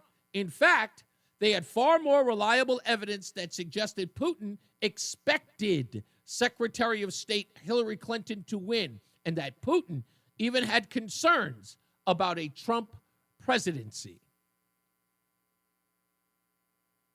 Brennan and Clapper also write, while some external critiques have noted that parts of the Russia investigation could have been handled better, Multiple thorough, years-long reviews of the assessment have validated its findings and the rigor of its analysis. Years-long reviews of how the Crossfire Hurricane investigation came to be have not been validated. The Trump administration has not validated the Obama administration's actions. In fact, almost all of them had found significant misconduct and subsequent poor judgment, particularly at the FBI under then-Director James Comey. 2 reviews from the House Permanent Select Committee and Intelligence, and 1 from the CIA in a lessons learned review found severe problems with the intelligence community's assessment at the heart of the current controversy. Those reviews found that Brennan, in particular, set aside the typical safeguards that ensure analytical rigor in order to reach a conclusion that Putin wanted to help Trump with no credible evidence. That's in the Durham report, that they were cooking the books. They also write, Brennan and Clapper, the most noteworthy was the unanimous bipartisan 5-volume report issued by the Senate Select Committee on Intelligence, whose Republican members at the time included Marco Rubio, now the Secretary of State, and Senator Tom Cotton, now the committee chairman. That you've heard repeated everywhere. MSNBC, CNN, regular news. Yeah, Marco Rubio even agreed with this assessment. The Washington Times writes this. This is not the most noteworthy review of Russiagate, but it is one that the Democrats and their allies in the media have cited to defend themselves against what Gabbard and Ratcliffe are uncovering. That's because the Senate Intelligence Committee report did not really focus on questions about whether Trump was targeted by the intelligence community or by law enforcement. The 5-volume report examined Russia's activities into the 2016 election, including its hacking operations or its use of social media. And these activities are not in dispute. They're conflating the two. 1 volume of the report did look at the drafting of the ICA in question, and it did not find problems.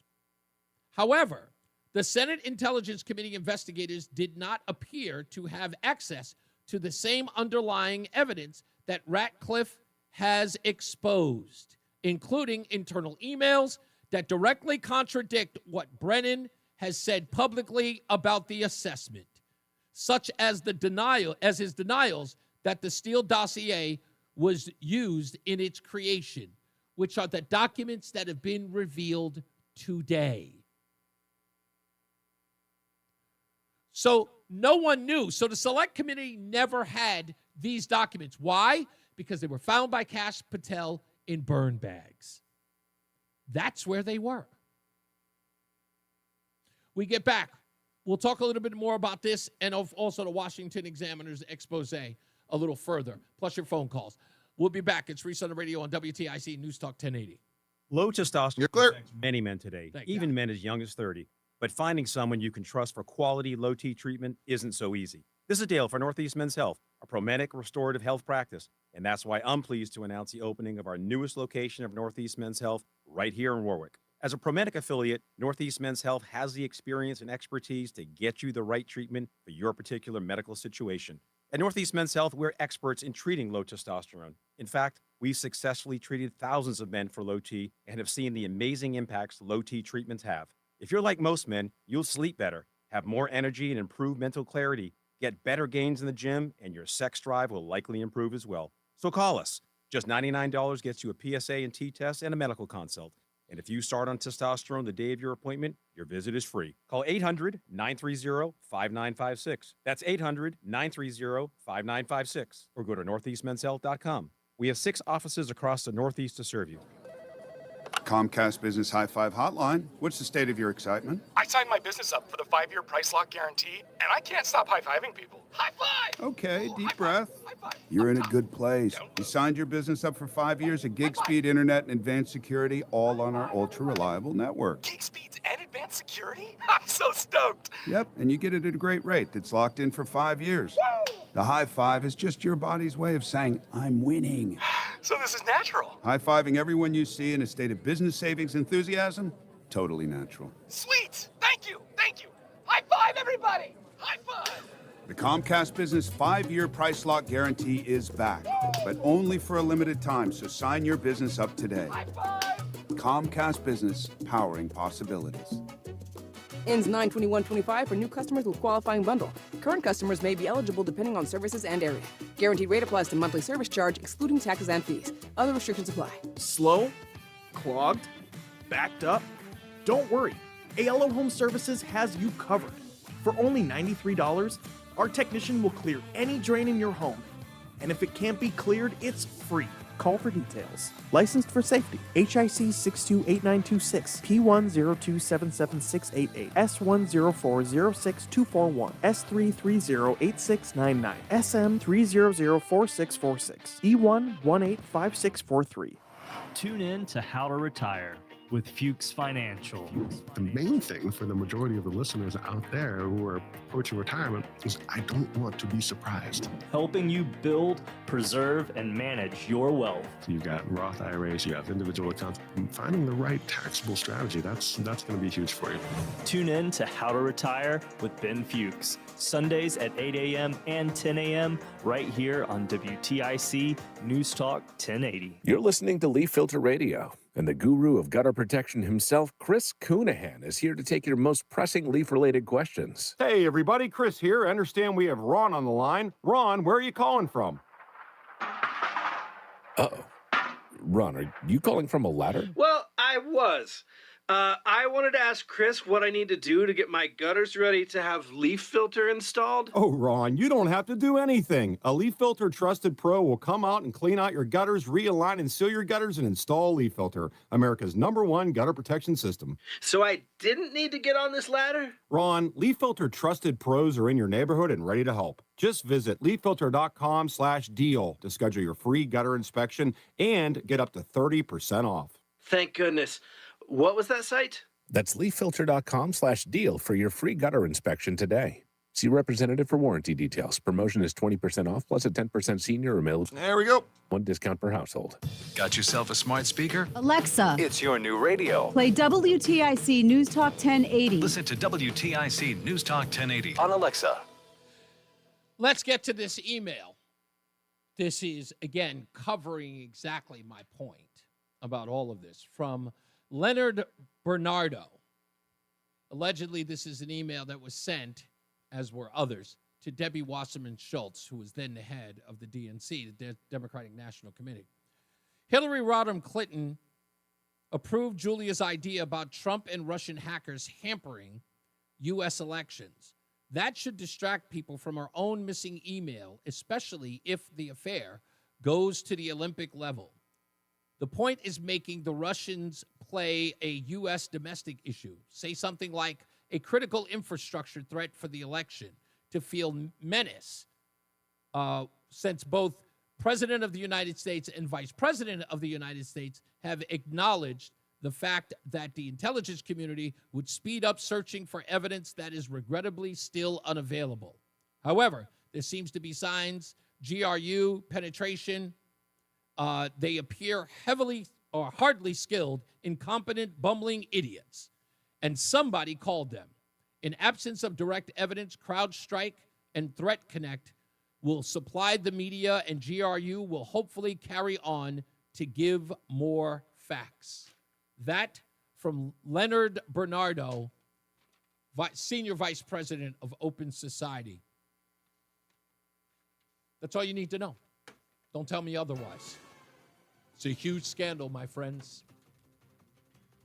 Let's get to some weather, traffic, and news. Jason Caterina's got weather, and Mark Christopher's in the BPS Traffic Center. How we doing, sir? We're doing good, Reese. Thank you. You're clear. 91 southbound, we are dealing with an accident. It was taking out a couple of the the left and center lanes, but they push it over to the right shoulder now. That's 91 southbound at exit 36. Park Avenue delays back approaching exit 37. Behind that, once you get around that, easy ride into Hartford. 91 southbound a little slow, 19 to 17 in Meriden. Northbound 91 moving well, Cromwell through downtown up into Windsor. Westbound 84 tied up just after 56. Governor out to 47 Sigourney. 84 eastbound, some sluggish traffic from 46 into the downtown tunnel. 291 through 84 okay. 2 westbound slowing by 4A in Glastonbury. Heading toward Middletown, that looks good. 84 eastbound in Waterbury, some slow traffic, 17 to 18. Again, moving down by the 691 interchange. Westbound 84 slowing 26 in Cheshire to 25A, and again 22 to the Mixmaster. Southbound on the Parkway slowing as you move down by the West Rock Tunnel. Northbound Parkway delays approaching 59 into the tunnel, and 95 southbound a little tight in New Haven from exit 44 down to 43 in West Haven. Traffic and weather together on the 8 WTIC News Talk 1080. Are you looking to hire? ZipRecruiter finds the best candidate for your job fast. Try ZipRecruiter for free at ZipRecruiter.com/free. That's ZipRecruiter.com/free. ZipRecruiter.com/free. WTIC weather. The remainder of this afternoon and through this evening, watch for rain, some of which can be heavy, along with the thunderstorm. Localized flash flooding is possible, especially towards this evening. We have a flood watch in effect until 8 a.m. tomorrow morning. High today up to 74. Into tonight, again, heavy rain possible. Watch out for life-threatening flooding for the area. Low 61. Still some leftover rain to start the day tomorrow, but then lowering humidity through the afternoon. High of 73. And a beautiful start to the weekend. Saturday, sunshine, high of 80.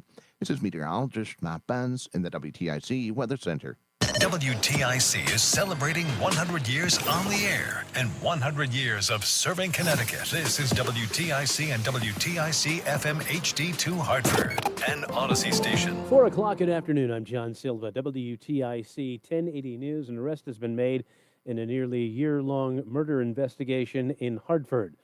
Charged is 18-year-old Kaylon Williams. According to detectives, it was September 13th of last year.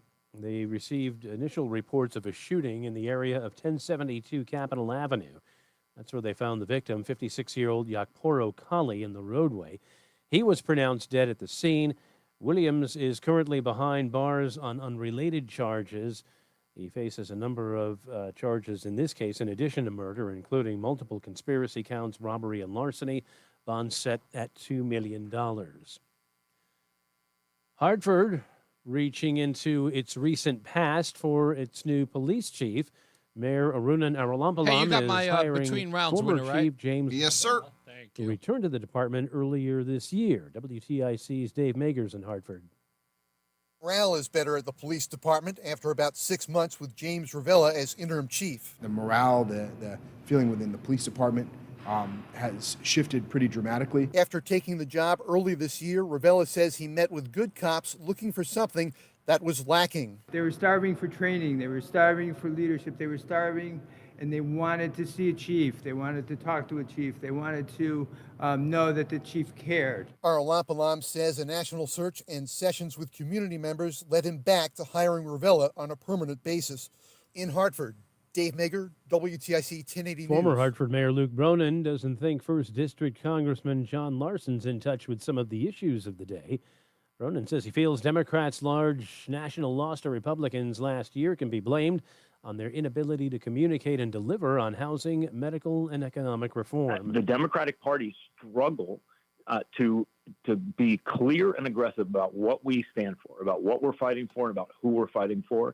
And I think as a result, we've let Donald Trump take us and take our country down a really dangerous path. 77-year-old Larson's held the seat since 1999 and has rejected calls to retire and is likely headed to a primary.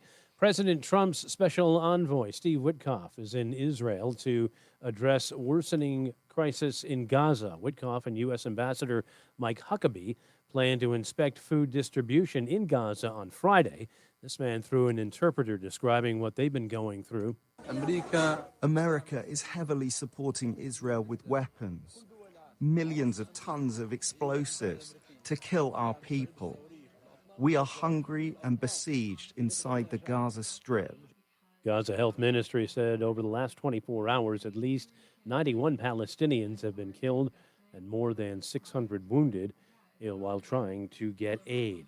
Mexico has an extension for a trade deal. The White House says the midnight deadline to reach a trade deal holds for other countries. Business analyst Jill Schlesinger on what may be ahead. Now it seems that we're settling at a 15% tariff rate with some, I would say, hazy details on how those countries will be investing in the United States, different for each country.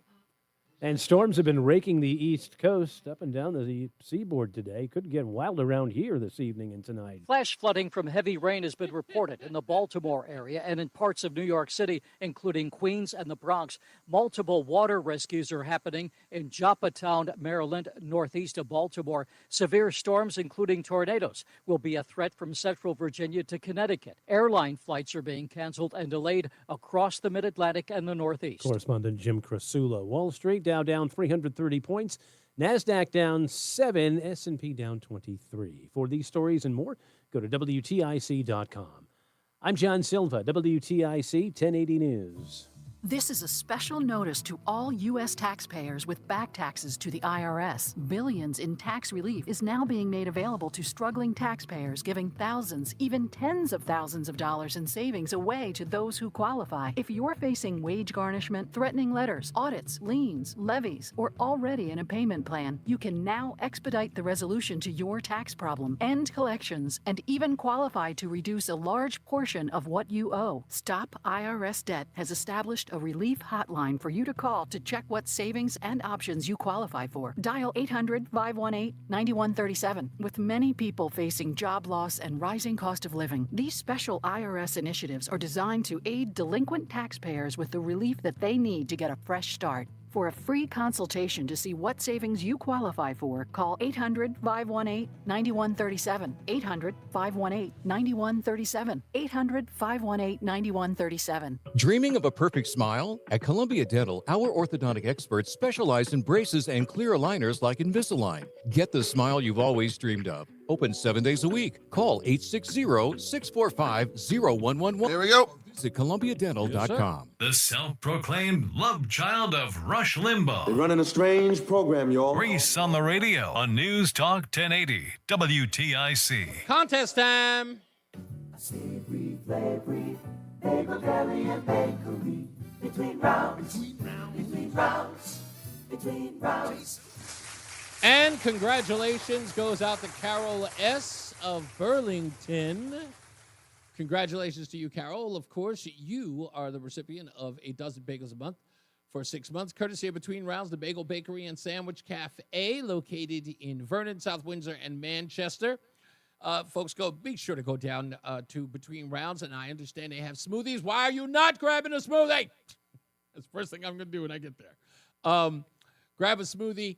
Go check them out. I got so many plans to go hang out with Jerry to talk about some other things. If you'd like to get an opportunity to win a dozen bagels a month for 6 months, you got to go to ReeseOnTheRadio.com. That's REESE ontheradio.com. Reese is not spelled with a C, folks. I don't know who does it and why they do it, but it is spelled with an S, like peanut butter cups. It's REESE ontheradio.com. It's not some hip-hop vernacular either. It's the words, ontheradio.com. ReeseOnTheRadio.com. And fill out the form there. You must not have won within the last 6 months from today, and you must live in Connecticut, because I know a lot of you listen all over the continental United States. In fact, I was checking some of the people who listen to the podcast version of the show, and I'm checking out the what they call the darn it, I forgot the term that they use. But anyway, you can find out exactly who's listening in what states and what cities. And some of the places that are showing up are crazy. Saudi Arabia, India really loves the show. I don't know why. They just do. I don't even talk about India like that. I wouldn't know. But some of the places I found out just recently, it was like, gosh, it was another weird country that was on there. Puerto Rico, I don't even understand why. Puerto Rico and I have always had a long beef for a lot of years because of Jennifer Lopez. I can't get into it. It's a long story. Maybe one day I'll talk about it. Let's get another check of weather and traffic with Jason Catarina and Mark Christopher in the BPS Traffic Center. You ever been to Puerto Rico, Mark? I have landed there. I've never stayed there. I sort of like landed and hopped to another island. Oh, But I'd really? like to Like it go was a there. I'd like to go layover there. in Puerto Rico? Yeah, San Juan. You come back from like Aruba or something. They send you Oh. to San Juan, and then 9 times out of 10, the flight from San Juan to Hartford gets canceled. So you end up at JFK, and then you got. Oh, I gotcha. Oh, Yeah, you okay. gotta, I'm like, just wondering. somehow- I always wonder because I don't really know anybody who's ever been there, other than people who are from there. Like I've never known anybody who visited there, so I'm just, just wondering. I'd go there. I'd hang out at the beach there. Yeah, absolutely. I don't know. I don't like Daddy Yankee music, so no. Oh, you don't? You don't like Gasolina? No. Daddy Yankee is the reason why I won't visit Puerto Rico. Oh, all right. Another long story. You have to find a place where Daddy Yankee's music's not playing. There when you you're go. there. Yeah. Hey, if you're heading into Hartford right now, You're clear. Southbound 791, we've got an accident down by exit 36 in Windsor. They pushed it off to the right shoulder, so delays are back to 37 behind that. Once you get around that, you're looking pretty good right now until you get down into Meriden, just a little slow from 19 to 17. Northbound 91 moving well, Cromwell through downtown up into Windsor. A little slow, 35 to 36 in Windsor, rubbernecking at that southbound accident. Westbound 84 slowing east Hartford, approaching the Boakby Bridge out to 47. Sigourney 84 eastbound slows 46 into the tunnel. 291, 384 okay. Quiet Middletown, 84 eastbound, Waterbury slowing 17 to 18 again from exit 26 to the 691 interchange. Westbound 84 slows from 691 up to 25A in Waterbury again at the Mixmaster. If you're heading toward New Haven, northbound Parkway slowing 59 into the West Rock. Southbound Parkway slows at the West Rock, and 95 southbound some slow traffic 44 to 43 in West Haven. Traffic and weather together on the 8th WTIC News Talk 1080. Brought to you by the CT Insider. Explore more at ctinsider.com. There's more to Connecticut with CT Insider, a hometown behind every headline. With every issue, investigation, or interview, there's more when you're following from the inside.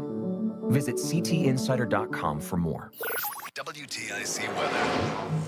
And we continue to track rain falling to the northwest of town. It has moved into Hartford at times, but the heaviest rain still remains to our north and west. We'll continue to see the risk for heavy rainfall as we head into this evening and tonight with a flood watch for the majority of the area. That rain will wrap up here later on tonight. Please watch out for dangerous travel as there can be flooding here across the region. Our low tonight down to 61. Still some leftover rain to start off the day tomorrow, then drying out for the afternoon as clouds break for some sun, high at 73. The payoff for this wet weather. Nice weekend. Saturday, mostly sunny. Beautiful day. Looking at temperatures around 80 degrees. Low humidity for Sunday. Plenty of sunshine. Temperatures in the 80s. Right now it's 69 in West Hartford, 71 in New Britain, and 71 right here in Hartford. This is meteorologist Matt Benz in the WTIC Weather Center. You're listening to Leaf Filter Radio, and the guru of gutter protection himself, Chris Coonahan, is here to take your most pressing leaf-related questions. Hey, everybody, Chris here. I understand we have Ron on the line. Ron, where are you calling from? Uh-oh. Ron, are you calling from a ladder? Well, I was.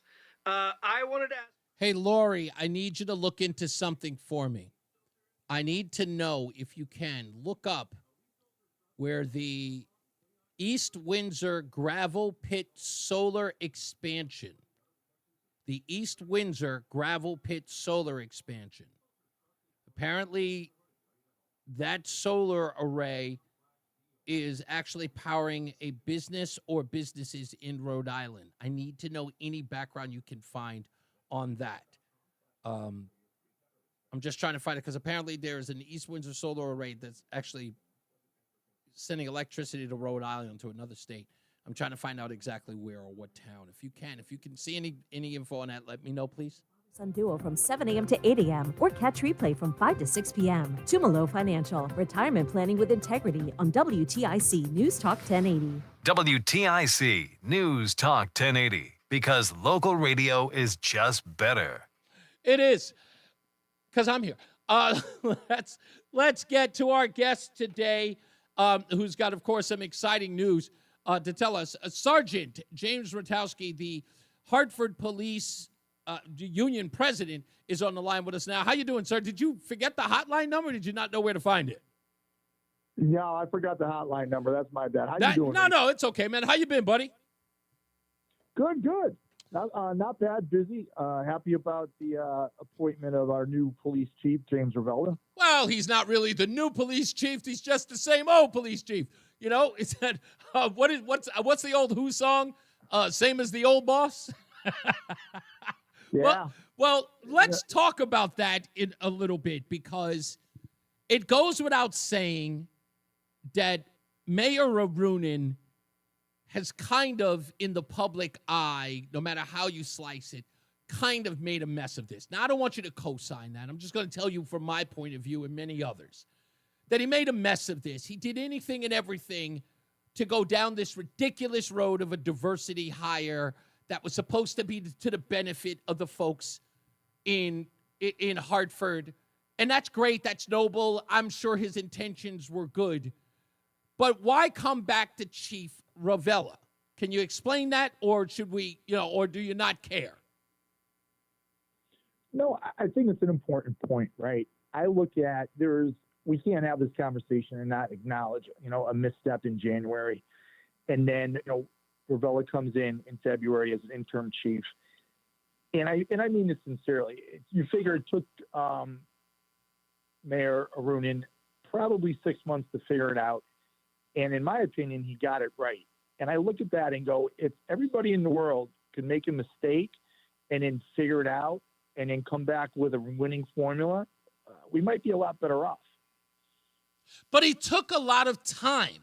And what I mean by this is, look, and I take this from a very, very personal point of view. I don't know if Chief Ravella looks at it this way, because if I'm, and correct me if I'm wrong, with our discussion a few times back, Ravella wasn't going to take it over because was it said in some way, either on the record or off the record, that he had reached this point where he was just going to go home and sort of spend his latter part of his life with his family, with his wife, and kind of take it easy? Was that known? Yes, I think one of the conversations that we have often is the chief was making the decision whether he wanted to be at the beach or at the pool. Right, right, exactly. And so then to have this happen, and let me tell you where I'm coming from, and a lot of people sort of share this sentiment, is that the mayor went in all of these directions and it just kept falling flat on its face. In my personal experience, and I'll tell this briefly, I worked for a company called Tel Aviv Car Service in Manhattan. It was my first job when I moved to the city. And I was an assistant dispatcher, a job that normally you have to, you kind of have, there's a degree of nepotism in order to get the job. But I learned from the ground up as a guy who was paying $8 an hour, and I did the job. They wouldn't pay me as an assistant dispatcher. They kept paying me at $8 an hour. And then they literally went over my head instead of giving me the job once I learned, and brought somebody from the outside. The guy was there a week, and he walked off the job to go to lunch and never came back. And when they came and offered me the job, I told them, go spit. I said, go pound sand. I said, you're not going to go through all of that. You brought in a guy from outside and hire them and not even give me the job after you saw me in there doing it at the receptionist wage. You're not going to give it to me. You brought in a guy from outside. Ravella's got a right to kind of look at the mayor and go, hey, buddy. But he can look at all of us like that, right? You're talking about 40 years of law enforcement experience. He's, I think he's in the early 70s. He's been through this gauntlet a couple times. And to have that stability of someone who can build relationships and have those conversations. And again, we'll go back to, January was a fiasco. And apparently July is the fix to that. And I appreciate that. Maybe it took the mayor a little bit of time to realize the valuable nature of someone of Chief Ravella's caliber, because he hadn't really been exposed to that with Chief Doty or with interim Chief Howell, and then have somebody come in and really lay out the playing field and go, this is kind of what a chief does. Because you look at the level of experience of the mayor, he didn't have any really experience in that role. He didn't know what a police chief looked like. And, you look at that and go, hey, this is how many times, and I'm to blame him for this too. How many times have you walked into, and again, we learned, you walk into a certain area and you think that this is the way it's going to run because that's the best thing in the world. And then you try to make a move and it's an absolute, a fart in church. And you're like, What happened? Well, you didn't talk to the people you were supposed to talk Exactly. to. You didn't have that little guidance to say, hey, listen, a little bit, maybe more, maybe on the right, a little less left. And maybe that's how we got here. And the result is, something, maybe it took time for that maturation process overall. But I think the maturation process is happening. And I look at what's best for the community. And I look who we have there for stabilization, for leadership. I think it's a good move. No, I think it's a good move, too. I don't think we're poo-pooing the fact that it's a good move. But I think that there's a lot of this, again, look, these faculty lounge decisions that always drive me crazy. And again, I'm probably, to be honest with you, my back is a little up on the administration writ large. No matter what administration it is, the guys don't talk to the people who are on the ground level. This should have been a conversation with Chief Ravella from the start. It should have used his leadership to find a person who is going to be perfect to lead the men and women of the Hartford Police Department, instead of a conversation with a bunch of yucks who is like, I think this would be great for PR if we get ourselves a Latina lesbian or a black homosexual. This is stupid. This is about people's lives. This is about making Hartford safe, not about whether or not it looks good on a resume. No, and I'll agree with you that I look at that and go, maybe I'll go back to what I said earlier. The maturation process is that you realize that we're looking at merit, right? Some sort of meritocracy here, going, what's best for the community? Because we can sit down there and check boxes and put people into positions that we think that are looking good, but ultimately those companies are going to fail. And maybe the mayor did have an epiphany, because I do know that Chief Ravella was part of the interviewing of other people that they had lined up to come in to take this position. And how they fell apart, I don't know. I wasn't privy to that. But I look at the result of it and went, okay, maybe it is. Maybe we're looking towards a little bit on the merit side of things now and going, this is what we need, instead of putting the community at risk with checking a box and going, this is my idea. I think this is good. Maybe the conversations with the chief about, hey, this is what a police department needs. This is the direction that they need to go. And, we've gone through all these processes, and maybe the mayor did. Maybe the mayor sat down one day and said, listen, we've talked to all these people, and holy Christmas, you're the best fit for the job. And maybe, Chief Ravella said yes, and maybe he said, I have to check with my wife. I don't know how that conversation happened. Well, listen, you've been promising me you're going to get the chief on the program. Please let him know that now he's the chief. He's got to come on now. So tell him I promise I won't put him up against the mayor. That's not what I want to congratulate him. I think, Reese, you would enjoy that conversation. I think you guys would have a great episode having a conversation. Yeah, I think, no, like I said, look, I understand that he understands the gig. I know that, look, the confidence in the Hartford Police, in him, and his confidence in them is going to be a great mesh to get the job done and get it done right. You knew that. You talked about that from the beginning. You were happy that he was placed as interim, that he was going to be there. You raved about him, as did other officers who were talking about his leadership. They understood exactly how important he was to the role. He had to be brought back because, of course, he was a significant part of that in making that whole system and that department whole. So we're glad that he's there. But there is going to come a time where Chief Ravella is going to have to go. I don't know how long he's going to be there, but here's my last question, and hopefully you can answer it for me. Will he be a part of the process with the mayor in choosing his replacement instead of, spanning the globe for some box to tick now that we've gone through this nonsense? I believe, again, that maturation process of seeking counsel and looking at Chief Ravella and what he has to offer in that selection process, I believe the mayor will. I really do. I hope he does. Because no offense, that people were outraged at how silly this was, because it's just, look, I mean, it's an embarrassment to the mayor. I know he doesn't like that PR, that every time he's choosing someone, they end up not being a fit or having to step out because of some other issue. But for crying out loud, this is just one of those things, especially when we're talking about the police. The same thing we do if we were fire or any other sort of a public worker system, that you would talk to the people involved and ask them who's the best fit for the job, who's done, in other words, work internally instead of externally. So one, you make it feel like when you're in the job, you got an opportunity to rise, but you also don't feel like you're being undermined by bringing somebody on the outside who doesn't know the temperature of the room.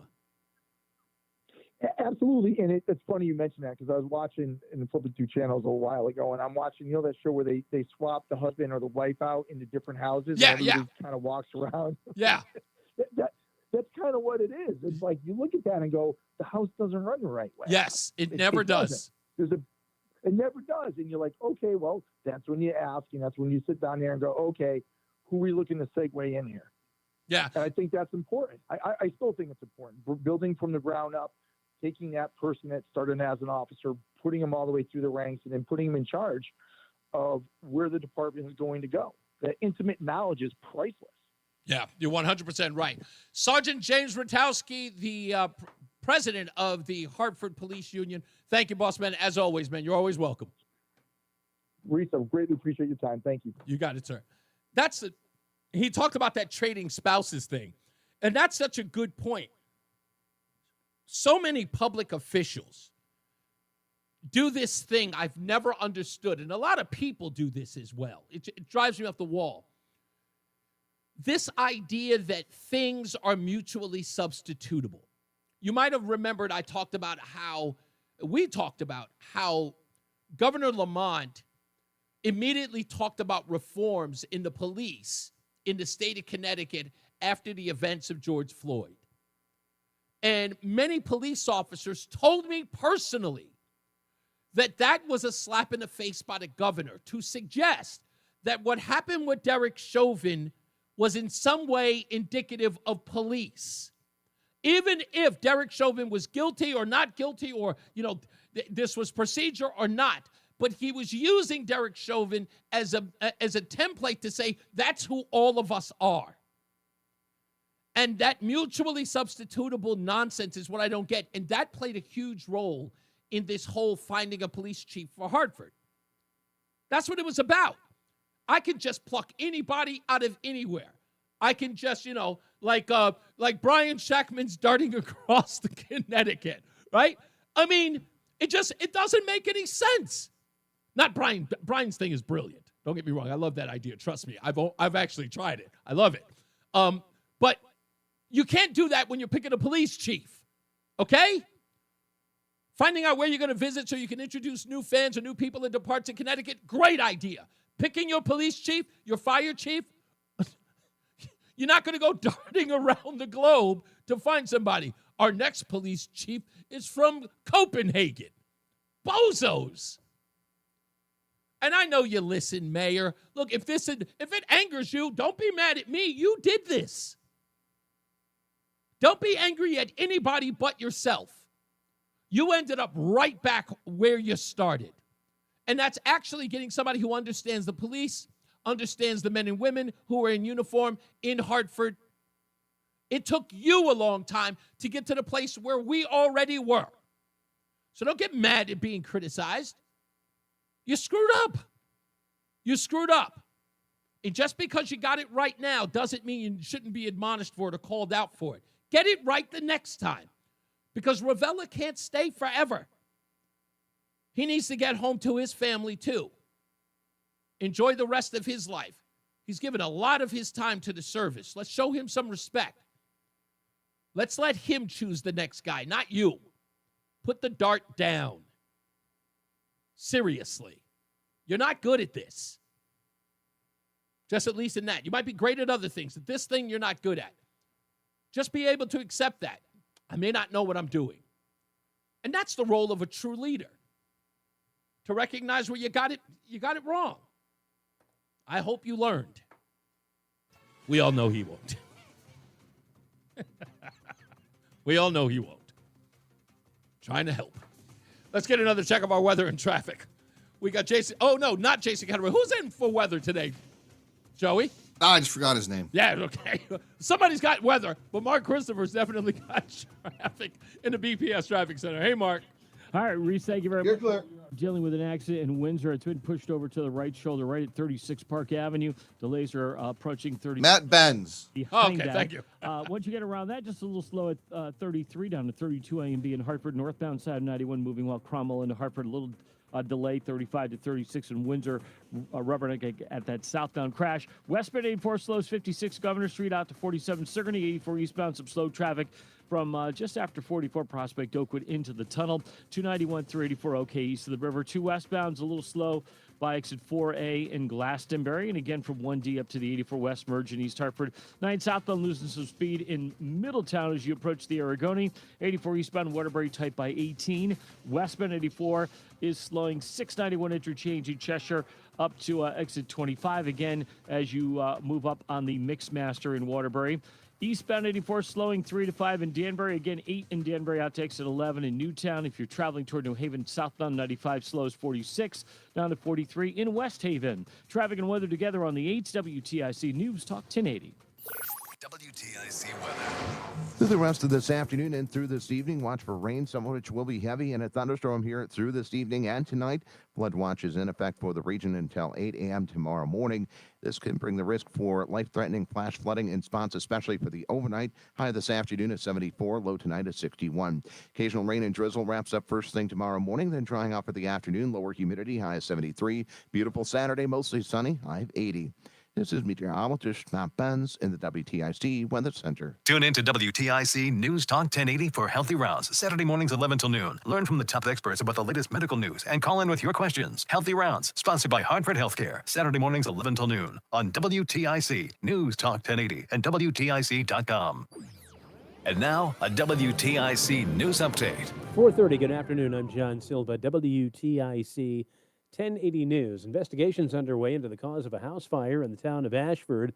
Fire broke out after 11:30 Wednesday night at 40 Carosi Road.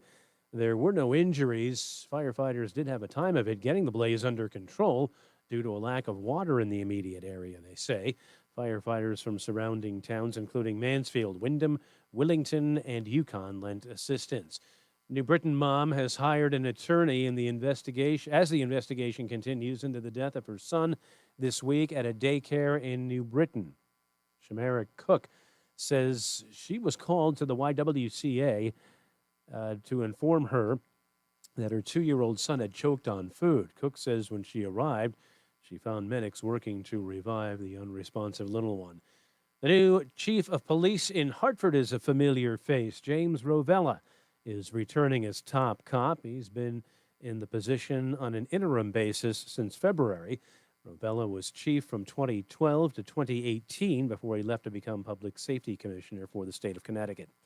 The White House says President Trump is sending Special Envoy Steve Witkoff to the Middle East to save lives and end the humanitarian crisis there. He arrived in Israel today to address the worsening crisis there.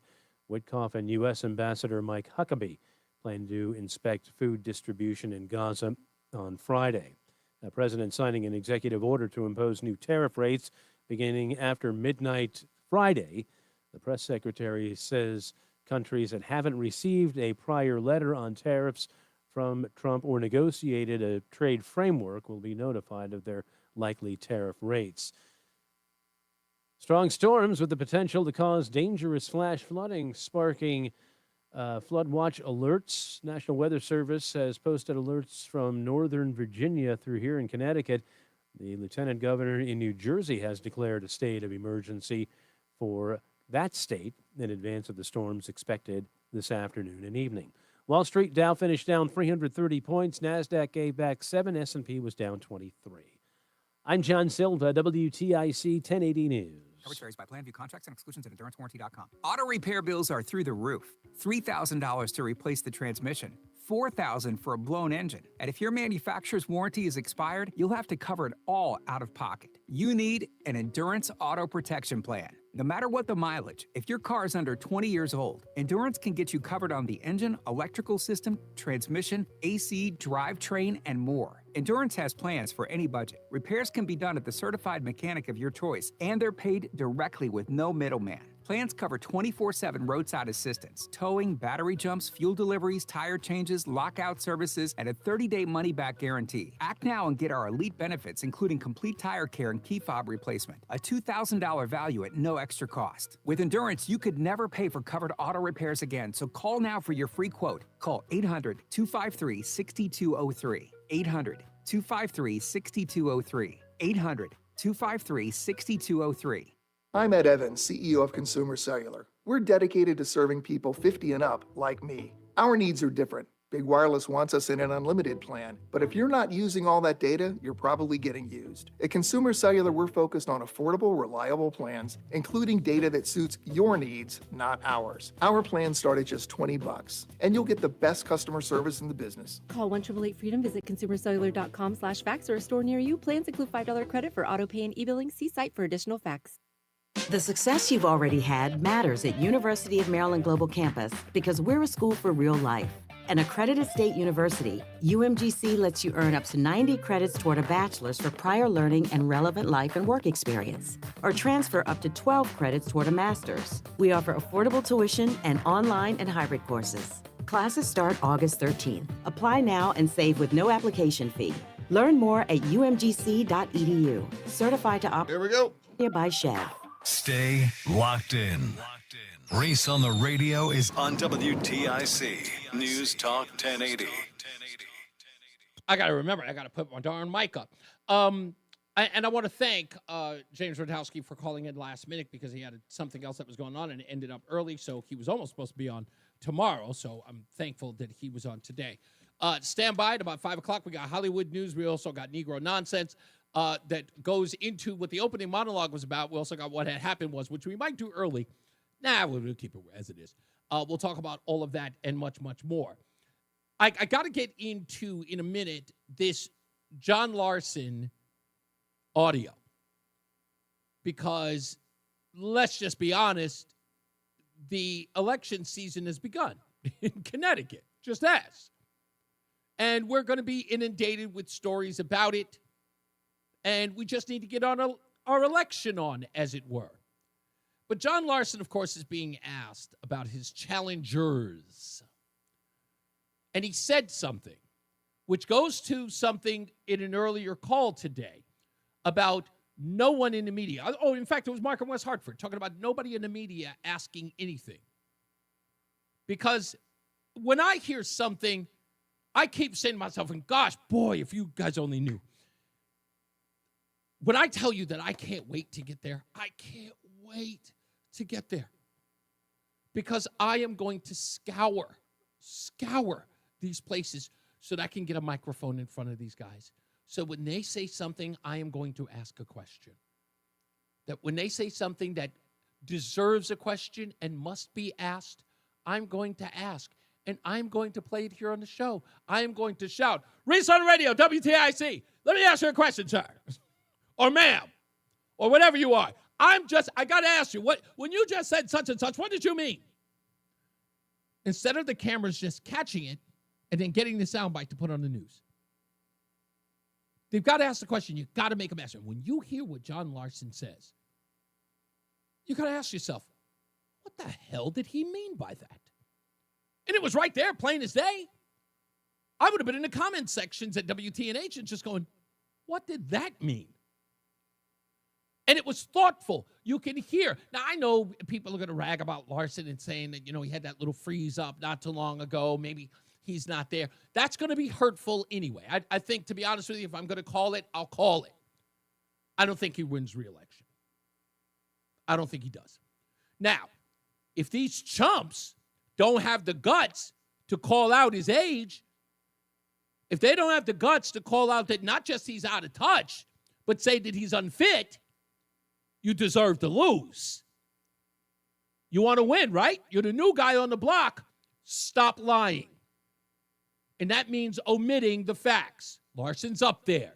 It's time for him to go. If you really want to win, if you really want to capture the heartbeat of your party, you're going to have to tell him, sorry, Larson, your time has passed.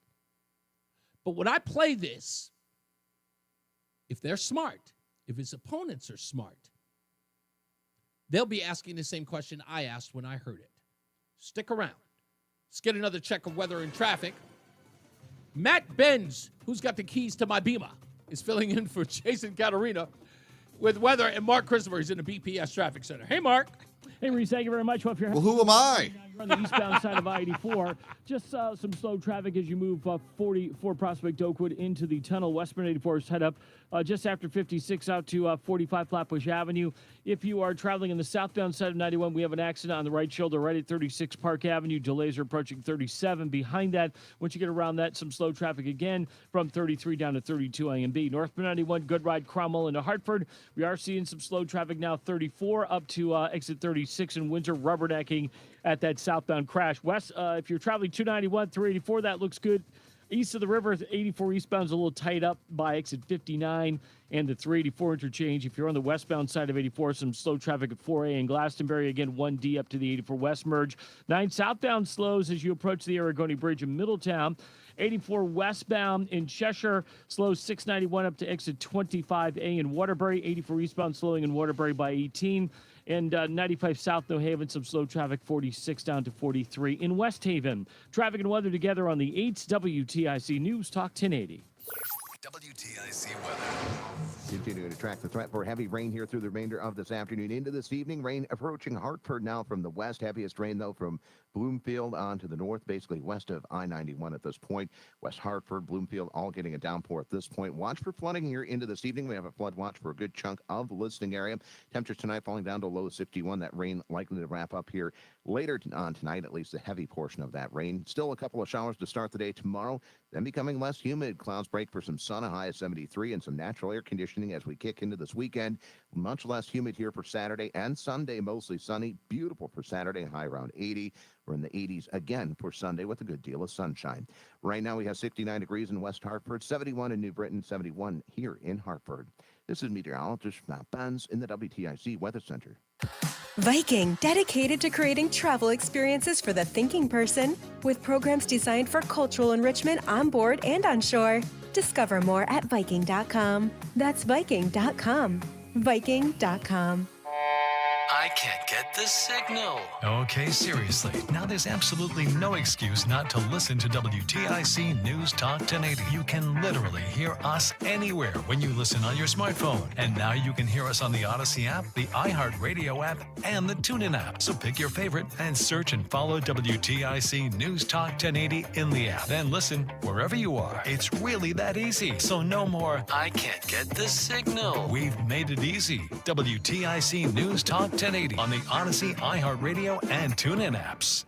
Here at ALO, we believe hearing solutions to your main drain problems shouldn't cost a thing. That's why we offer free mainline drain camera inspections and free estimates on sewer line repair or replacement. Contact the trusted professionals at ALO when you call, click, or text today and say, "Hello, ALO." Call for details. Licensed for safety. HIC 628926, P102776688, S104062441, S3308699, SM3004646, E1185643.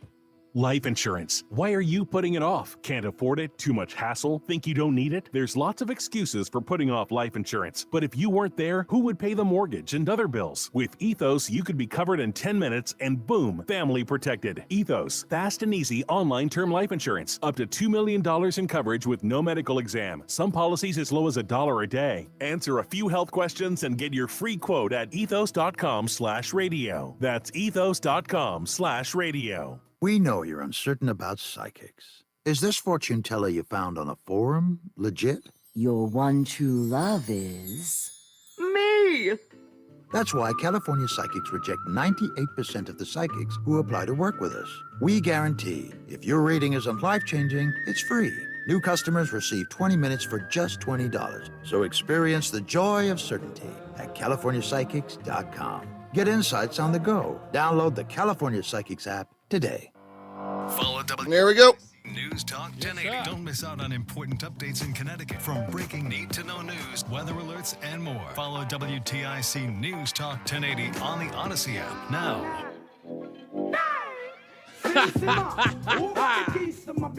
Who am I? In a rush, pass me the keys to my truck. Yeah, Mike Benz Matt Benz, I'm sorry. Matt Benz, if you're listening, that one's for you, sir. It's Reese on the Radio, WTIC News Talk 1080. John Larson was asked about his challenger, Luke Bronin, getting into the race. And he was asked, of course, by a whole bevy of reporters. And he talked about change. And when I heard this and watched it, actually, on WTNH, I said to myself, what? That doesn't bother you? What does he mean by that? Now, Bronin is talking this stuff about changing of the guard, right? He cares about things that are new and fresh. Climate change, that's old, Bronin. That's not new. It's old. Please stop telling yourself that that's like a new plight that's been around since I was a baby. And now he's talking about AI. Like, what are you going to do with AI, Bronin? What's the thing that Democrats are going to do with AI? You tried that already. But listen to John Larson here, and let's see if you come up with the same question that I did after he said it. Is there out there a feeling in the country about winds of change? Yes, there is, and you can't ignore it and deny that. So the question is, are you part of the change? I would answer yes, from the perspective that we're the ones that can create the change and do it not only now, but when we're elected. Now, I heard that, and I said, what? Create the change? Who creates the change? See, Bronin's talking about change happening. Like, as we get older, as time goes on, change takes place. People have different perspectives. With technology, we learn new things. Right? With intelligence, we gain new perspectives. Oh, that's not true. This is. That is a natural change. But Larson is talking about creating the change. And not one person said to him, what are you talking about creating change? Change is not created. What you're talking about is force. What does that mean? How do we create the change? By getting elected. Because that's what that is. And that's what he believes in. Hey, look, don't take my word for it. You understand how this works. Where we are in our society, all of this unnatural behavior, all of it. This has not been progressive. This has not been grassroots. When we find out deep down, we find out that all of it is artificial, especially when it comes from their side. It has never been a natural progression. The change in boys' behaviors was forced. It wasn't natural. Boys just didn't decide to be soft. They were shamed into it. They were forced into that shame. Boys didn't automatically out of nowhere felt uncomfortable about their boyishness. They were constantly beat over the head by a system that refused to adapt to them, told them that they were in charge, that promoted in a very unorganic way the plight of women. More and more girls started going to college, more and more boys were being left behind. That wasn't natural. None of it was. Everything you've seen that has been the downfall of our great society has been forced upon us. Everyone has been told to heal. That said the natural order of things were bad. And we couldn't push back on them. And we were told that those things were change. The crazy part about it is that in order for us to accept that change, we were told that, what's wrong with you? You don't like change? What's wrong with change? And as I've said on this microphone and many others, nobody said change was good except for them. And when they do talk about change, they're never talking about change that favors us. When they talk about change, they talk about change that's against us, against the natural order of things. Yeah, it doesn't matter. LGBTQ. Sure. Have we always had them as a part of our society? Absolutely. But we've never had them on the level that we've seen today. And we've never seen the uptick that we've seen in the last 10 years. It was all of a sudden flatline. All of a sudden, whoo, hockey stick, way up. Why? Was that natural? Was that organic? No change has ever happened like that, ever. In the history of our world, that has never happened. There has always been progressive change. But not in that way. So what Larson's talking about there, which nobody had the guts in there to ask him, was, what do you mean make change? How do you make change? Larson, you're 77 years old. I couldn't trust you to change a light bulb. What are you talking about? Is there out there a feeling in the country about winds of change? Yes, there is. Yes, see? Winds of change. Natural. And you can't ignore it and deny that. So the question is, are you part of the change? I would answer yes, from the perspective that we're the ones that can create the change. So he's going to go against the wind. Because change, again, Larson is old enough to know that change is a natural thing. So to say that out loud as a politician, understanding where we are in our world, understanding who Bob Larson is in the grand scheme of things when it comes to Democrat change in our society, it was worth asking, what the hell are you talking about? People should be nervous about that. By the way, that should be disqualifying, in my view. If I'm running against him, I'd make him own up to that. What are you talking about? What are you talking about forcing down the throats of people in Connecticut? And by the way, anyone who doesn't challenge him on that is complicit. They're okay with that. Now, you may think that I'm making a big deal out of nothing, but mark my words, folks. He said that for a reason. He's being asked why he's being challenged. He's being asked about his challengers. He is trying to make a case to why he belongs. And he is saying that as an elected official, he has the power. And he's had the power for a great deal of time. And he is sending out, let's use their term, a dog whistle to his constituents. You want that change, don't you? You know, the one that's been so elusive, you know, with people talking about their freedoms, you know, pushing back on us, but using the word freedom. I can get that change for you, folks, that pushback. Part of the change? I would answer yes, from the perspective that we're the ones that can create the change and do it not only now, but when we're elected. You can create the change. Let's try this out. Let's go to Rob in Meriden. Hello, Rob. How are you? I'm doing good. Oh, that was quick. Yeah, I'm talking about change. And I don't want you to think this has anything to do with George Floyd or, you know, don't twist this whole thing around. But I don't know if you remember a long, long time ago, there's a place in Texas called Uvalde's. Yeah, Uvalde. And Yeah, I think sure.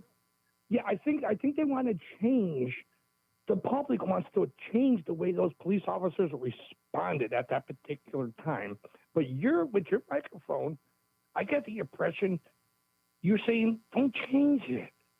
How about the police officers? That doesn't seem to make sense. Birchmer? That doesn't seem to make sense. Why are we? Is it the anniversary of the Uvalde? No, you're talking about Larson. Larson was talking about changing things and just go with the flow. That's the impression I got. So I think there is time for changes. And Uvalde, like I said, well, wait a minute. Let's start. Wait. Let's hold on. Let's get back to your earlier point. You said, "Do you think that there's time for change?" You sound like Bob Larson. You said there's time. Let me answer. Let me ask you the question first. You're jumping ahead. So Uvalde's police did correct. Time for change, sir, means that unnatural. A time for change means everybody gets up and they go in another direction. Okay, so the Uvalde's police did correct. No. What I'm asking you is, and you refuse. No. You're not I'm asking answering. you. I'm asking you. You're not answering my question. When you say it's What is time it? for change, you're under the impression that things just change by our will. That we just go, all right, we're Because changing now. The people see it. The public see. That's that not how it's change fine, works, and they're sir. like, Maybe you missed okay, my then whole goodbye. monologue. You ain't changing nothing. Goodbye. Yeah, that's okay. You can't change anything through will. You can change your opinion, but that usually progresses. I like this girl today, but she kind of gets on my nerves. I'm not sure if I like her today. You can like a girl, you can like anything. I like strawberry ice cream. And then one day you have some strawberry ice cream and you kind of realize, When I was a kid, and speaking of strawberries, I'll tell you this is absolutely true. When I was a kid, all I ever wanted was strawberries on my ice cream. But I could never get it. My mom would never get it because it was too expensive. No, you can't have strawberries on your ice cream. You know how expensive that stuff is? But I saw anybody who was everybody having strawberries on their ice cream. And I said, I want that too, because everybody else got it. And when I was old enough, the first thing I did when I got some ice cream, the guy said, do you like anything on it? I said, yes, I want strawberries. I'm paying for it myself. My mom can't stop me. And I got strawberries on my ice cream, a load of them. In fact, I asked for extra.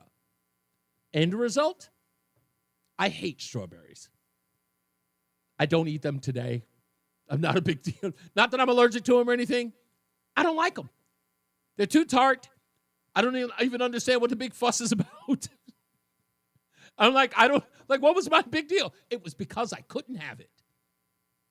That was all it is. Because my mom said no. And if my mom said no, it means that it must be good. And my mom's an evil person who won't let me have ice cream with strawberries. And then I got it. I realized I even like strawberries. And every time I have ice cream today, I never get strawberries on them. I won't even touch strawberries. Chocolate covers strawberries. No interest at all. And I love chocolate, except for ice cream. But regular chocolate, yes, I do. But nope. Dip a strawberry in chocolate, have at them. Won't touch them. Even romantically. I still haven't bought any for the wife. She loves them, to be honest. But yeah, that whole thing about change, nonsense. Change happens. Larson's talking about something much more sinister. Mark my words, folks. There's an and if you watch that video, watch the way his hand goes up. And he is referencing something sinister. He is. You got to ask him. It has to be asked. What are you talking about? What do you mean? How do you force change? You're just a politician. All right, we'll get into that.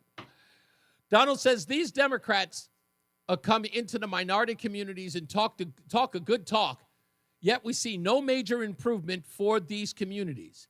They then use these communities as stepping stones to achieve their political ambitions. I got a minute? Let's take a minute.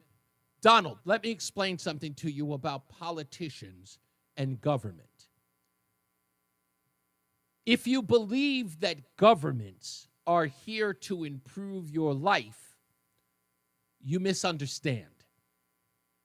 Government is here not to do for you in the sense of making your life better. They are here to do your bidding. That's why they are referred to as public servants. They do what you ask them to do, not make your life better. They are not there to deliver things to you. They are there to get out of your way and to remove the roadblocks for you to have a better life. Lower your taxes. Make sure that you are not burdened with things that do not benefit you or are profitable to you and your family. To lower costs for you to be prosperous. They are not there to give you handouts and do your bidding in that sense. And do for you. They do your bidding. So when you do this whole thing about coming into your communities and talking a good talk about improvement, the only way a government official can improve your life is to stay out of it. That's how that works. I told you that when Lamont, I mean, not Lamont, when Murphy was walking through the state saying what I can do for them. What can I do for Connecticut? I said, if you see him, tell him to get out of your way. See if he understands. Let's get another check on weather and traffic with Matt Benz and Mark Christopher. He's in the BPS Traffic Center. Hey, Mark. All right, Matt. Thank you very much, Reese. If you're heading into Hartford, You're clear. Southbound 91, look for delays from exit 37. And it's sluggish to stop and go right down to the 84 West merge at 32 A and B in Hartford. Now, north of downtown, it is just pouring right now. So that's slowing you down there. Slowing again, 27 down to 28 in on the Hartford Weather Shield line. Northbound 91 moving well, Cromwell up into Hartford, where you're going to start slowing, approaching 33. You're going to stay slow right up to exit 37 in Windsor right now. Just heavy traffic because of the rain. If you're traveling 291 eastbound, heavy from I-91 over to Route 5 in South Windsor. If you're traveling westbound 84 in East Hartford, delays 56 Governor Street out to 45 Flatbush, 84 eastbound slowing 44 Prospect Oakwood down into the tunnel, again slowing 58 out to 59 into 384 interchange. Northbound Charter Oak Bridge heavy from the Hartford side of the bridge over to the 84 East ramp in East Hartford. If you're traveling to westbound, delays 1D up to the 84 West merge in East Hartford. Heading into Waterbury, 84 eastbound slowing by 18. Again, some slow traffic from 26 down to the 691 interchange in Cheshire. Westbound 84 is tied up. 691 interchange up to 25A in Waterbury. Again, 22 to the Mixmaster in Waterbury. Heading down in toward New Haven, a little slowdown. Southbound Parkway 60 into the West Rock. 95 south delays from exit 46 down to 43 in West Haven. Traffic and weather together on the 8th WTIC News Talk 1080. Through the remainder of this afternoon and through this evening, watch for rain, some of which can be heavy, along with the thunderstorm. Localized flash flooding is possible, especially towards this evening. We have a flood watch in effect until 8 a.m. tomorrow morning. High today up to 74. Into tonight, again, heavy rain possible. Watch out for life-threatening flooding for the area. Low 61. Still some leftover rain to start the day tomorrow, but then lowering humidity through the afternoon. High of 73. And a beautiful start to the weekend. Saturday, sunshine, high of 80. This is meteorologist Matt Benz in the WTIC Weather Center. WTIC is celebrating 100 years on the air and 100 years of serving Connecticut. This is WTIC and WTIC FM HD2 Hartford, an Odyssey station. 5 o'clock, good afternoon. I'm John Silva, WTIC 1080 News. Hartford Mayor Arunan Arulampalam says police force morale has risen dramatically since James Rovella returned as interim chief 6 months ago. It's one reason Rovella is being hired for the permanent job again. He was previously chief from 2012 to 2018 and has gotten to know his personnel since returning. And they're great cops. But they were starving. They were starving for training. They were starving for leadership. They were starving, and they wanted to see a chief. They wanted to talk to a chief. They wanted to know that the chief cared. Mayor says Rovella fits his priorities and those of the community. Factors include his focus on community policing and innovation leadership. The 67-year-old has committed to the job for 2 years. He and his wife plan to move their home back to the capital city. Sergeant James Rutkowski, the president of the Hartford Police Union, says after the mayor's initial choice to lead the HPD fell through, he got it right bringing back Rovella. And in my opinion, he got it right. And I look at that and go, if everybody in the world could make a mistake and then figure it out and then come back with a winning formula, we might be a lot better off. Severe weather pushing east. Here's meteorologist Grant Gilmore. 60 million people underneath heat alerts, but you've got 138 million folks underneath this flood watch that extends all the way back into Virginia through D.C., Baltimore, Philly, up into New York, and even right up into Connecticut, very close to the Boston area. So this is going to impact a lot of people. Next year's race in the 1st Congressional District is beginning to take shape as former Hartford Mayor Luke Bronin explains why he's looking to unseat incumbent longtime Congressman John Larson. Bronin says he doesn't think the 77-year-old is as effective on many issues of the day. I think we need to be showing every day that we are focused on making the big stuff like housing and healthcare more affordable. And I don't hear John talking a lot about those things, and I don't think the Democratic Party has shown enough focus on those things. Larson's held the seat since 1999. Bronin is the third Democrat to emerge looking to primary Larson. August 1st deadline set forth by President Trump for countries to make trade deals approaching. Mexico has received an extension. The president posted on True Social they agreed to extend for a 90-day period the same exact deal they had for a short period of time previously. Correspondent Olivia Rinaldi with more on why the deals haven't come as quickly as the administration had hoped. Tariff negotiations and resetting trade are conversations that take months. So when you're having it in this really condensed timeline and you want to do it with all of the countries that trade with the U.S., that's a tall task. Even if the president's tariffs take effect tomorrow, business analyst Jill Schlesinger says it'll be a while before Americans feel the effects. It often takes 6 to 12 months for the impact of tariffs to kind of wind their way through the economy. I think what we are seeing is people are nervous that prices will be rising. They understand tariffs are paid by the importing country, not by anyone else, and that's likely to make prices go up. And on Wall Street, the Dow finished down 330 points, the NASDAQ down 7, S&P gave back 23. For these stories and more, go to WTIC.com. I'm John Silva, WTIC 1080 News. New grad? Want a career that's exciting and full of growth? Join Odyssey's Sales Associate program. Get the training you need in advertising, marketing, and digital, and be a part of a team that's shaping the future of multimedia. Visit odysseyinc.com/careers and search Sales Associate under Farmington CT. We all hear the radio ads about the IRS. They tell you to be afraid, to be scared, and they try to frighten you into calling. I'm not here to do that. Tax Relief Advocates is different. TRA is here to tell you that if you owe money to the IRS, whether it's $5,000, $50,000, or $500,000, we have a solution. It doesn't matter if you're sitting in your car, at work, or with your kids. No matter where you are, call now. 800-575-6986. Don't lose hope. TRA can eliminate or reduce what you owe to the IRS. Generous programs are now available that can give you a fresh start. Our passion is taxes and helping individuals fix their IRS problems. We have over 1,000 5-star reviews on Google and an A+ with the Better Business Bureau. You don't need to be afraid of the IRS any longer. End your tax nightmare today by visiting us online at TRA.com or call 800-575-6986. That's 800-575-6986. Tax Relief Advocates. Real solutions for real people. Crappy radio signal? Then listen to WTIC on the free. Here we go. It's Reese on the Radio. Ask your doctor if common sense is right for you. On News Talk 1080 WTIC. Oh, I totally forgot. Where in the heck did I put my... There it is, right there. It's time for Hollywood News.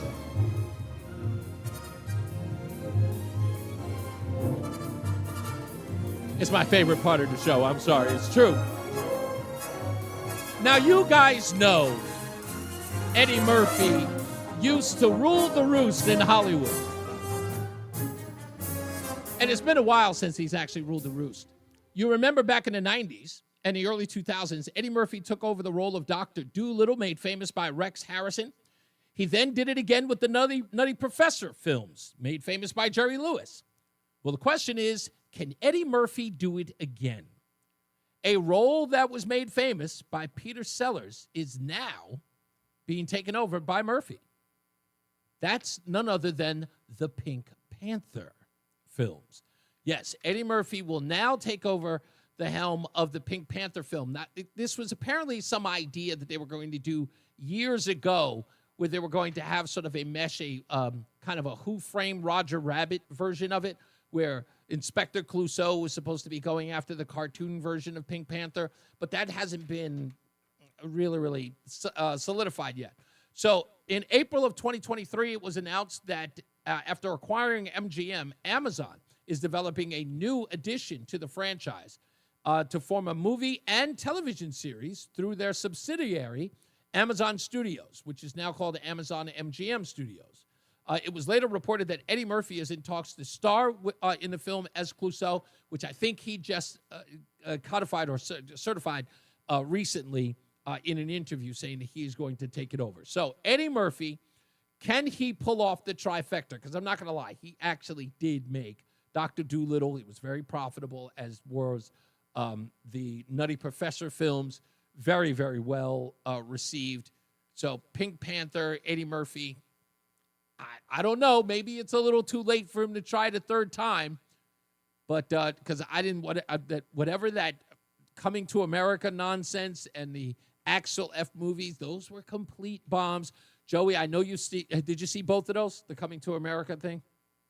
I love the Axel Foley movies. Okay, no, so do I. Did you watch Axel F and Coming to America, the sequels? No. Okay, first of all, let's just start by saying the Coming to America thing should have never been done again. He was already here. What's that? He was already here. I can do a sequel on something like that. Yeah, the worst part about that was that first of all, that movie never needed to be remade or have a sequel because the most interesting characters would have technically have been dead based upon their age in the original. Yeah. Right? So you can't bring the old guys from the barbershop back 30 years later, almost 40 years later, and have those guys just as bouncy as anybody else. It was just ridiculous. Anyway, it just proves that we can't come up with original thought in Hollywood. It is. It's really, really bad. Now, I'm going to punch myself in the face because I'm going to ask, as we go to the weather and traffic with Matt Benz and Mark Christopher, the BPS Traffic Center. Yes, Please. I did see Coming to America. All right. Thank you, Jesus. I was wondering. Was it McDougal's? It's McDowell's. McDowell's. Okay, that was McDowell's. Which, by the way, incidentally, as a trivia question, McDowell's is now a pop-up restaurant all around the country. Wow. At certain anniversaries, they did one in Queens and they did one in Chicago. These pop-up restaurants called McDowell's actually show up, and they have the whole uniform and everything. Now, the father in that was the father on Good Times, right? James Amos. He owned the McDowell's. restaurant. He owned McDowell's, and his daughter was gorgeous. Sherry Headley. Oh, man. She has. Well, I don't know. No. I haven't seen her in a while, but She was in the sequel recently. I'm sure she she still looks has great. it going on. Yeah, she she's still She's great. got it. She had it going on in that movie. I'll tell you that. Hey, Reese, thank you very much. This traffic report being brought to you by Columbia Implant Center in Manchester, 91 southbound. We have another accident now. Looks like it's between exit 38 and 37, left lane, and looks like maybe the HOV lane blocked there, and it may be a rollover. I can't tell because it's raining so hard there. But that's a mess right now, so look for delays approaching exit 37 with that crash there. And you're pretty much sluggish and stop and go from just after the accident right down to the 84 West merge in East Hartford. A little slow again down by exit 28. Northbound 91 moving well Cromwell through downtown. And then you're going to see some slow traffic 34 up to exit 38 Pequannock Avenue. Just slow traffic because of the accident up there and because of the heavy rain. Westbound 84 slows approaching the Bulkley Bridge out to 45 Flatbush Avenue. 84 eastbound slows a mile before 46 Avenue down to the Bulkley. Again, slowing east of the river, 58 out to 59. 515 is slowing from the Charter Oak Bridge over to the 84 East ramp. 2 westbound tight, 1D up to the 84 West merge. Heading into Waterbury, eastbound 84 tight by exit 18. Again, some slow traffic, 26 to the 691 interchange. Westbound 84 slows approaching 26 in Cheshire to 25. Again at the Mixmaster in Waterbury. And 95 southbound New Haven slowing from 46 down to 43 in West Haven.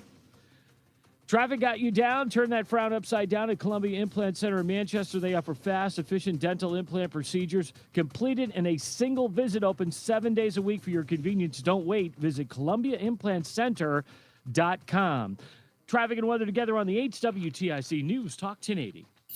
WTIC weather. So far, the rain has been a bit of a tease for some of us this afternoon. Most of the rain has been near or north of Hartford so far, and that's the way it will be for the next few hours, with the heaviest rain centered on the northern part of the state and on up into Massachusetts. That will change, though, into this evening as heavy rain shifts southward, and that could lead to flooding issues here across the area, and that's why we have a flood watch in effect for much of the region here for tonight. Our low down to 61. Still a bit of rain to start the day tomorrow, then clouds break for some afternoon sun as the humidity drops across the area, high at 73. And this weekend, looking beautiful. Plenty of sunshine for both Saturday and Sunday with low humidity, high around 80 on Saturday. We're in the lower 80s on Sunday. Right now it's 69 degrees in Manchester, 66 in Farmington, and 68 here in Hartford.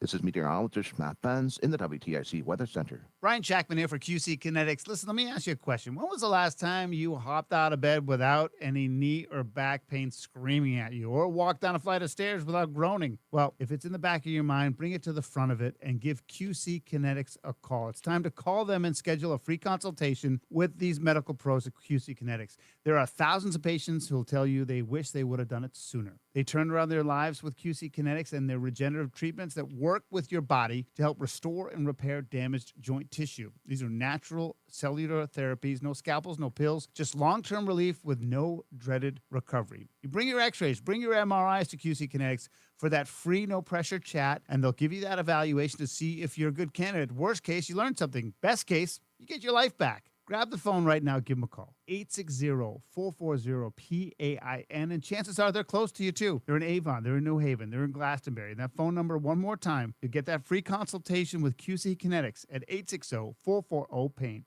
Home title theft. It's on the rise, and it's devastating if it happens to you. Listen to the alarming words of an actual home title thief. I don't need to know your date of birth and social security number. All I have to do is go to public records, create a document, and file that document. And then I can borrow against the house or sell the house. You may have no clue until you find out that your house has been sold or till several loans or several banks are foreclosing on you. For pennies a day, Home Title Lock puts a virtual barrier of protection around your home's title with 24/7 monitoring. The instant they detect any tampering, you'll get an alert. And that's bad news for home title thieves. So when's the last time you checked on the title to your home? Find out if you're already a victim with your free title scan and complete title report. $100 value free with sign up.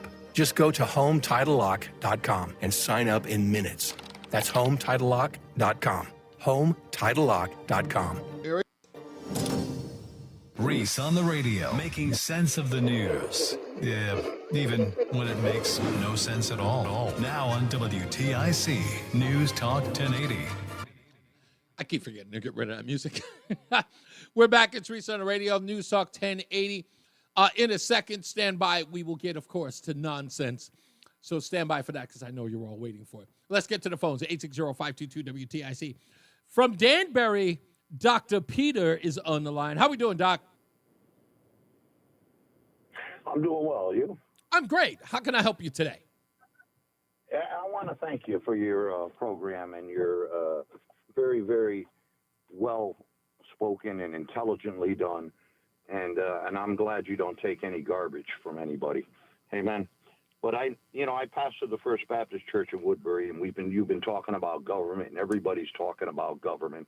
And I did a lot of opening prayers for back-to-back blue rallies and those type of things. Sure. And when Sandowski was running, Laura Levy and them, I read them a passage out of the Bible, which deals with our government, and it settles it clearly.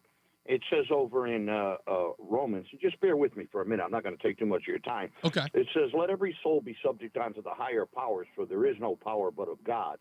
The powers that be are ordained of God, and whosoever there resisteth the power, resisteth the ordinance of God, and they that resist shall receive to them damnation. But here's the part. For rulers are not a terror to good works, but to evil. Wilt thou then not be afraid of the power? Do that which is good, and thou shalt have praise of the same.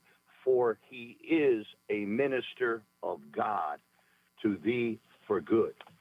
And I told those folks up there running for office, and everybody in office should know that God is in control, and they are ministers of God for good. And the purpose of government is to restrain sin. That's See, right. a man who is a Christian living for God, he's living a moral, holy life. But those who are outside of that, they need government. And that's why God created government, to restrain sin. And they are ministers of God, and they will give an account one day for their ministry and the office that they hold publicly to represent us. And I just wanted to say that. Dr. Peter, it couldn't have been said better. That's why you were a man of the cloth, and I appreciate you. And I resonate. That resonates with me every bit of what you say. Again, we need to get back to that, and I wish these folks would recognize it. It's been far too long they understood their role, and it has to be preached over and over again. And as much as people may, turn their eyes up or turn their nose up to the preaching of that gospel, I will never, ever, ever walk away from it. So I appreciate you, Doctor. Well, the Lord bless you, and you're in our prayers. After I read that to them, they came to me after, and they shook my hand, and they said, we never even heard anything like that. And I told them, You're special to God. You're ministers of God, and you need to have a godly conscience. And if you're not going to go up to the Capitol in Connecticut with God on your conscience, don't go. Stay home. That's Do right. us all a favor. That's right. Exactly. Thank you, All right, Dr. Reese, Peter. well, thank you so much for the opportunity. My And God pleasure, bless sir. you, and you're in our prayers and your family. Thank you, sir, as are you. Thank you so much. Let's go to, I'm going to hold off on Stevie V for a second because I need to get into this. I almost feel guilty now going in the opposite direction, but I got to do it because my audience demands it. They do. It's time for Negro Nonsense. Negro Nonsense. Negro Nonsense. Back in 1966, ladies and gentlemen, 1966, this photograph was on the cover of Ebony magazine. Now, if you're listening on the radio, you can't see it, so make sure you go to reasoontheradio.com or go to my Facebook page or anything so you can watch or you can see the video yourself. Timestamp it 18 minutes after the hour. And I was wrong, and thanks to Boston Julie for correcting me. Ebony magazine, February 1966. The headline, Are Negro Girls Getting Prettier? That's what it said. And the photograph, as you can see there, for those of you who are looking online, you can see that all of those women are what we call in the hood light-skinned. Instead of light-skinned. Light-skinned. Or as my mother would say when I was a kid, high yellow. Long story. Those of you who are African-American, you know the term. There's some other people who do know too, but that was the term. But I'm brown-skinned now, but I was very much like a lot of these young ladies as far as skin tone was concerned when I was a young kid. In fact, I think I've showed a picture of that. But the letter to the editor, these were letters. I have copies of them right here. Of letters to the editor. Many of them were very interesting. And that's why I made this a part of Negro Nonsense. When talking about beauty, when talking about African Americans, these people who are screaming and hollering about Sydney Sweeney and the American Eagle jeans campaign, listen to some of these in the article. These are people writing to the editor. Your article, Are Negro Girls Getting Prettier?, was marvelous. I'm sure it was a great morale booster to Negro girls everywhere. However, I have an axe to grind. Of all the girls pictured, I did not see any from the West Coast. Aren't we pretty enough? That one was from Oakland, California. Another person wrote, Your feature story, Are Negro Girls Getting Prettier?, was your most miraculous article to date, notwithstanding the scientific analysis you presented to substantiate your claim. The answer is quite obviously no. Wow, that is so mean. That one came from Philadelphia. This one, another one, writes, Your February, what is it? I think it's blurry. I'm sorry. Oh, yeah. Your February article asked the question, Are Negro girls getting prettier? The answer is obvious, and the reasons are apparent. They certainly are getting prettier. They write. By the way, these are black people writing to the people at Ebony. Okay? They don't seem to have a problem. But here are some people who were not happy about it. Like a million other young men. Oh, no, I'm sorry. That one's in favor. That one's from Richmond, Virginia. This one, this is perfect. It's in the same vein of Negro Nonsense. It begins, How dare you? We Negro women are the only women in the world who don't get any praise for our beauty. Now you decide to write an article called Are Negro Girls Getting Prettier? We've been pretty all along. Just up until a few years ago, we had no access to cosmetics, wigs, and etc. White women have been using these for years, they wrote. I'm not kidding. This is what they were writing in 1966 in Ebony magazine, of all places. Of all places. And the women who are being displayed here are of light-skinted tone. Which goes back, and why am I bringing this up? And why this is so relevant, okay? Is that this so-called thing about what is and what isn't beautiful is being decided by people who deserve no power. Magazines, media. They don't get to dictate to anybody what is and what isn't beautiful. All of that is silliness. But what really makes all of this horrendous, what really makes all of this so tragic, is the fact that people give that power away so easily. Those people who are outraged online about Sydney Sweeney, those people have given power to a gene company. Do you understand that? That's what they think. They think they're fighting against a powerful entity. Because if it had no power, it would mean nothing. I have this saying that says, never give power to things that don't have it. All power is given to someone. They don't just exert it. They don't just have it. It has to be given. What they do with the power you give them, and if it's against you, you must understand that you gave them that power to abuse you. If you don't give the power, they can never harm you. My wife and I'm telling a little bit of a tale out of school here. She's got a very contentious relationship with her mom. And as many people do. But the reason why that exists is because her mother and many other mothers in people's lives have a dominion that only you give them. Once you are done with giving them that power, you are free. They can only do harm if they can do harm. So as I tell people, I said this thing about, jokingly, people get mad when I bring it up. And, I used to say this about the N-word. It's like, why is that never, it's like, yeah, somebody asked me, I was like, why do you never get upset about that word? I see so many people get angry. Why does it never bother you? Because it has no power. It doesn't. I won't give it power, and I won't give the person who uses it power. Because once I give it power, it proves two things.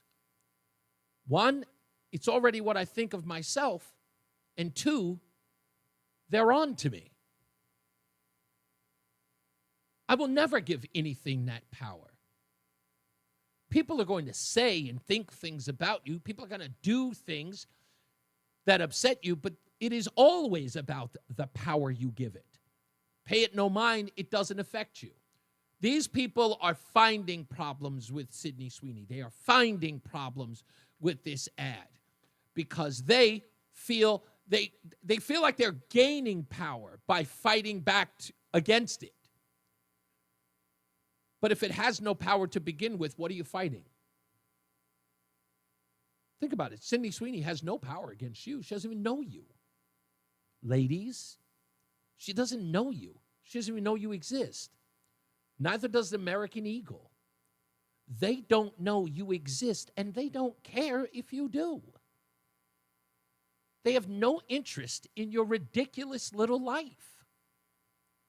And I call it ridiculous that if you are paying focus or giving focus to this big, giant corporation that just made $400 million while you sit there trying to make ends meet or pay for medical bills you clearly can't afford, if you think that you are going to slay that Goliath because you wish to boycott people who don't know you or care about you and think that that in some way gives you power, you're silly.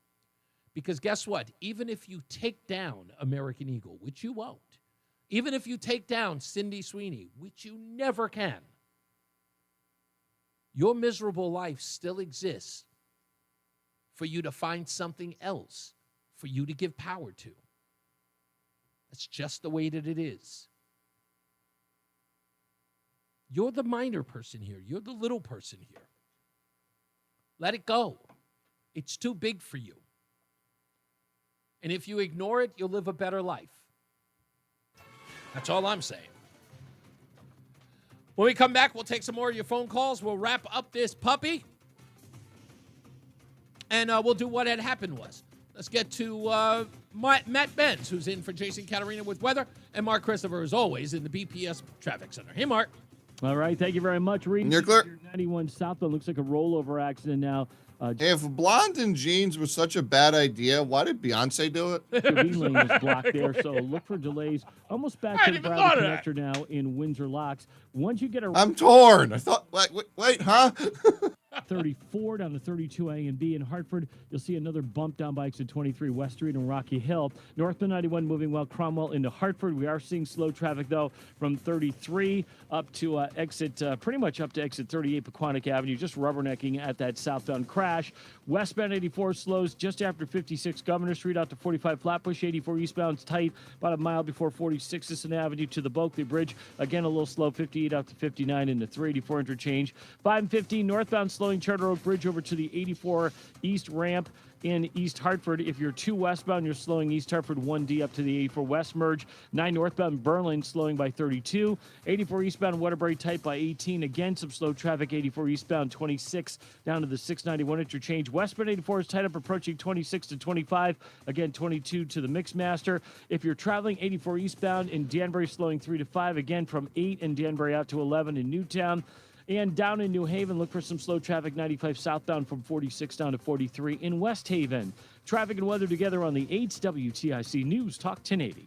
Brought to you by Staples. Calling all parents and teachers, at Staples, your back-to-school budget is officially saved by the button. The easy button, with supplies as low as 25 cents. Plus laptops are up to 40% off and more deals on top brands and trending styles. Find it all at Staples. That was easy. WTIC weather. Through the remainder of this afternoon and through this evening, watch for rain, some of which can be heavy, along with the thunderstorm. Localized flash flooding is possible, especially towards this evening. We have a flood watch in effect until 8 a.m. tomorrow morning. High today up to 74. Into tonight, again, heavy rain possible. Watch out for life-threatening flooding for the area. Low is 61. Still some leftover rain to start the day tomorrow, but then lowering humidity through the afternoon. High is 73. A beautiful start to the weekend. Saturday, sunshine, high of 80. This is meteorologist Matt Benz in the WTIC Weather Center. You know, every kid deserves to look their best, especially on their first day of school. Bring your new or like-new school clothes like sweaters, sweatshirts, and coats to Eddie Jordan's Furniture. And Cradles to Crayons will make sure they help a child in need. And now, a WTIC news update. 5:30, good afternoon. I'm John Silva, WTIC 1080 News. We've got rain, 67 degrees in Hartford. Hartford police have made an arrest in a homicide from last year. Kaylon Williams, charged with murder. Detectives say on September 13th of last year, they received calls reporting a shooting near 1072 Capitol Ave. They found Yakporo Kali lying in the roadway, dead at the scene. A nearly year-long investigation led police to Williams. He's currently behind bars on unrelated charges. He faces a litany of charges in this case, including murder, as well as conspiracy and robbery and larceny. James Rovella introduced as Hartford's new police chief today. He served in that position from 2012 to 2018 and left to take a post as public safety commissioner for the state of Connecticut. He says he jumped at the chance to lead the department again when contacted by Mayor Arunan Arulampalam. Police in Waterbury on the lookout for a teenaged suspect in a 2024 homicide. 17-year-old Desire Aitken now being sought. She's wanted in the January 30th, 2024 death of Keno Williams. Anyone with information is being asked to contact Waterbury PD. A New Britain mom says she has hired an attorney as she seeks answers in the choking death Tuesday of her 2-year-old son at the YWCA daycare in the city. This after Shamira Cook says she received a call saying her son would be okay, only to arrive at the facility to find medics trying to revive her unresponsive little boy. President Trump says there will be a 90-day negotiating period with Mexico over trade as 25% tariffs stay in place.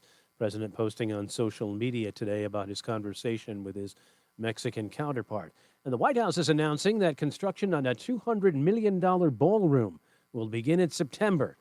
President Trump has said the White House doesn't have enough space for large events, and he doesn't like hosting guests in tents on the lawn. The 90,000 square foot ballroom will be located where the East Wing currently sits and hold 650 people seated. Wall Street, the Dow finished down 330 points today. The Nasdaq gave back 7. S&P was down 23. For these stories and more, go to WTIC.com. I'm John Silva, WTIC 1080 News. Men, the summer is here. Longer days, warmer nights, and romance is in the air. Intimate dinners, walks on the beach, dancing in the moonlight. But if you have erectile dysfunction, you know it can ruin romance, both for you and the one you love. This is Dale for Northeast Men's Health. And if you have ED, don't let another summer go by without getting treated, because intimacy is one of the greatest things in life. And fear of not being able to perform should not be something you have to deal with. At Northeast Men's Health, we're ED experts. We've successfully treated tens of thousands of men. Our protocols work when others don't, and we have treatments that are effective in well over 90% of cases. You could even last up to an hour or more and perform like you haven't in years. So call us. Your initial appointment is only $99 and includes blood work, a medical consult, and if medically advised, a test dose. And if that test dose doesn't work in the office, your visit is free. Call 800-930-5956. That's 800-930-5956. Or go to northeastmenshealth.com. We have 6 offices across the Northeast to serve you, including our new office in Warwick, Rhode Island. We all hear the radio ads about the IRS. They tell you to be afraid, to be scared, and they try to frighten you into calling. I'm not here to do that. Tax Relief Advocates is different. TRA is here to tell you that if you owe money to the IRS, whether it's $5,000, $50,000, or $500,000, we have a solution. It doesn't matter if you're sitting in your car, at work, or with your kids. No matter where you are, call now. 800-575-9834. Don't lose hope. TRA can eliminate or reduce what you owe to the IRS. Generous programs are now available that can give you a fresh start. Our passion is taxes and helping individuals fix their IRS problems. We have over 1,000 5-star reviews on Google and an A+ with the Better Business Bureau. You don't need to be afraid of the IRS any longer. End your tax nightmare today by visiting us online at TRA.com or call 800-575-9834. That's 800-575-9834. Tax. There we go. Real solutions for real people. Stay locked in.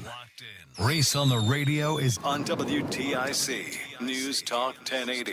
Well, actually, tomorrow's show I am really, really excited for because 2 people who are really, really big fans of each other get to hang out tomorrow for Ladies' Night. Yes, it's Ladies' Night, oh, night. Now, Joey, are you familiar with Ladies' Night? Do you know anything about it? Yeah. Okay, so you do know. Yeah, I saw Shaka Khan in concert. No, I mean on the show, on this show. Are you familiar with Ladies' A little Night bit, yeah. on this show? Okay, so you do know that we bring Roseanne in every Friday to talk about anything and everything under the sun. The boy just turned 18 years old today. How's she handling it? Out of sorts, out of sorts, out of sorts. That's the best I can give you. So, of course, I'll be talking to her about how she's navigating with the fact that she's got an 18-year-old son who's, very, very independent, has a girlfriend. He's driving. He's traveling across the country now. He's a man. I mean, there's just no other way to slice it. And so we'll talk to her about it. But what I mean by the first time is it the first time we get to do Friday night, Ladies' Night with you at the helm. So she's excited. You guys are quite fond of each other. You guys have always, sort of gotten along since the moment you guys met. So you kind of get to hang out with us. So it's a whole free-for-all because it's, usually a slow news day unless, of course, something, interesting happens. It usually stays pretty, low-key and lighthearted. So yeah, I see this quote on socials a lot. As a parent, you do your best to raise the child you can't live without to live without you.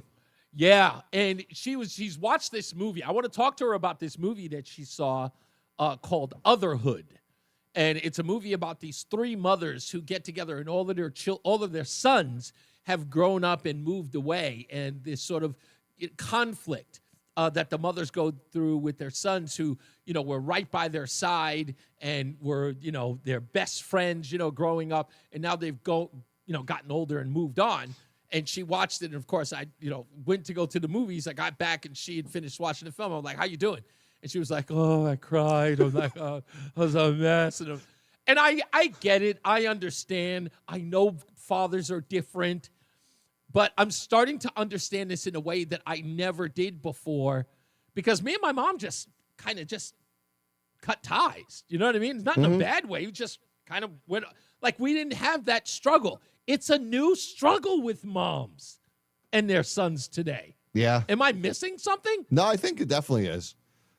Because is your wife like that with the boys? Because you have nothing but boys, right? Yeah, 3 boys. No, I mean, it hit me like a couple weeks ago. I was sitting there doing dishes, and one of the kids has like a part-time summer job, and he came over and he was like making his sandwich and getting his lunchbox ready for the next day. I'm like, damn, you're like an adult now. Where the heck did that come from? Yeah. Does it make you feel useless now? Like, in kind of a way, yeah. Like I told him, I'll always be bigger. That's why they invented the 2x4, so I'll do something stupid. Oh, man. You know what? Who's right for this Hacksaw one? Jim Duggan on him. None other than Mark Christopher is in the BPS Traffic Center. Mark, do you think that your wife deals with your son getting older different than you do?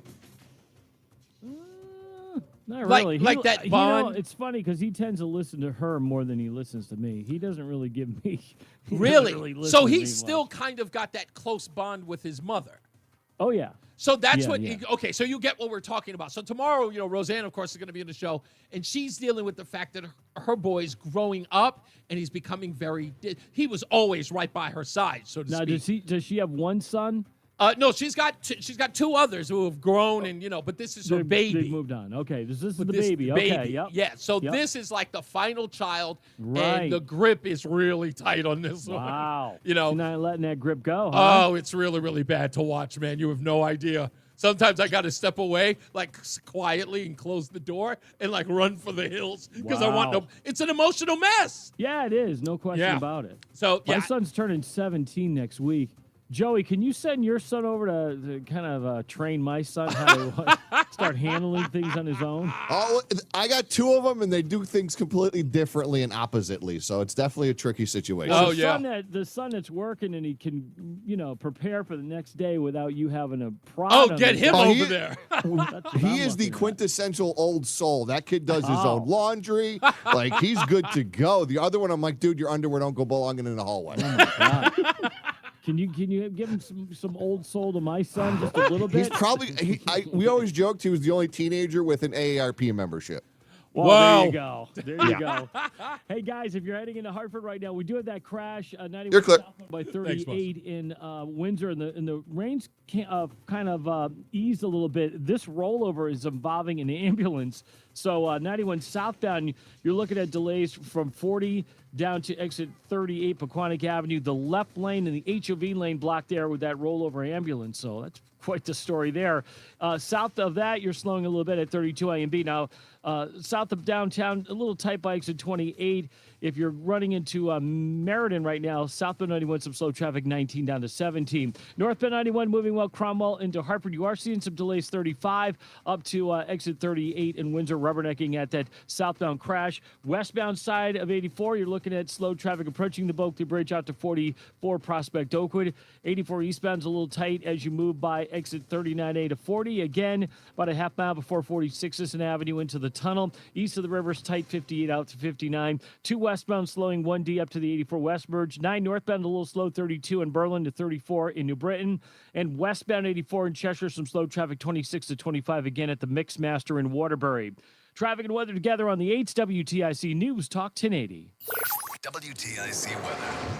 And continue to track rain out there for this evening and into tonight. Heaviest rain falling right near and west of downtown Hartford towards West Hartford. We'll see rounds of rain now into this evening, becoming steadier as we head into tonight. Watch out for the risk for flooding across the area. We do have a flood watch out in effect for much of the listening area with a low tonight down to 61. Starting off tomorrow with a little bit of rain, then breaks the sun for the afternoon. You'll notice a drop in humidity with a high of 73. That leaves us with a beautiful weekend here for the area. Lower humidity, plenty of sunshine here for Saturday. Temperatures around 80 degrees. Again, low humidity for Sunday. Temperatures in the lower 80s. Right now it's 65 in Windsor Locks, 69 in Manchester, and 68 in Hartford.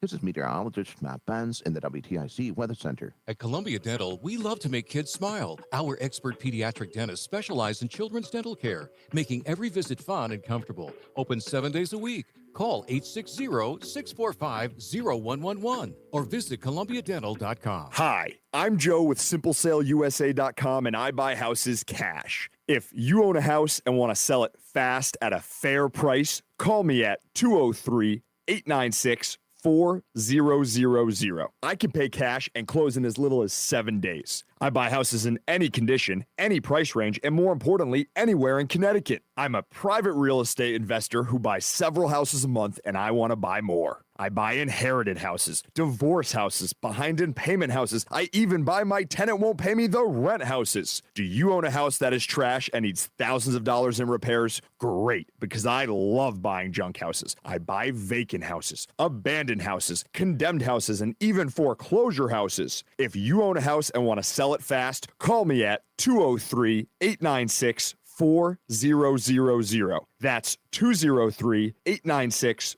203-896-4000. Wesley Financial Group is not a law firm. Hi, I'm Chuck McDowell, the timeshare cancellation guy. In 2011, I founded Wesley Financial Group with one goal in mind: to help honest folks out of their timeshares permanently. Today, I run Wesley with my two sons, a real family business, treating every client and every employee like we'd want our own family treated. That philosophy has helped us grow into the largest, most trusted timeshare cancellation company in the United States. Fortune magazine even recognized us as one of the best places to work.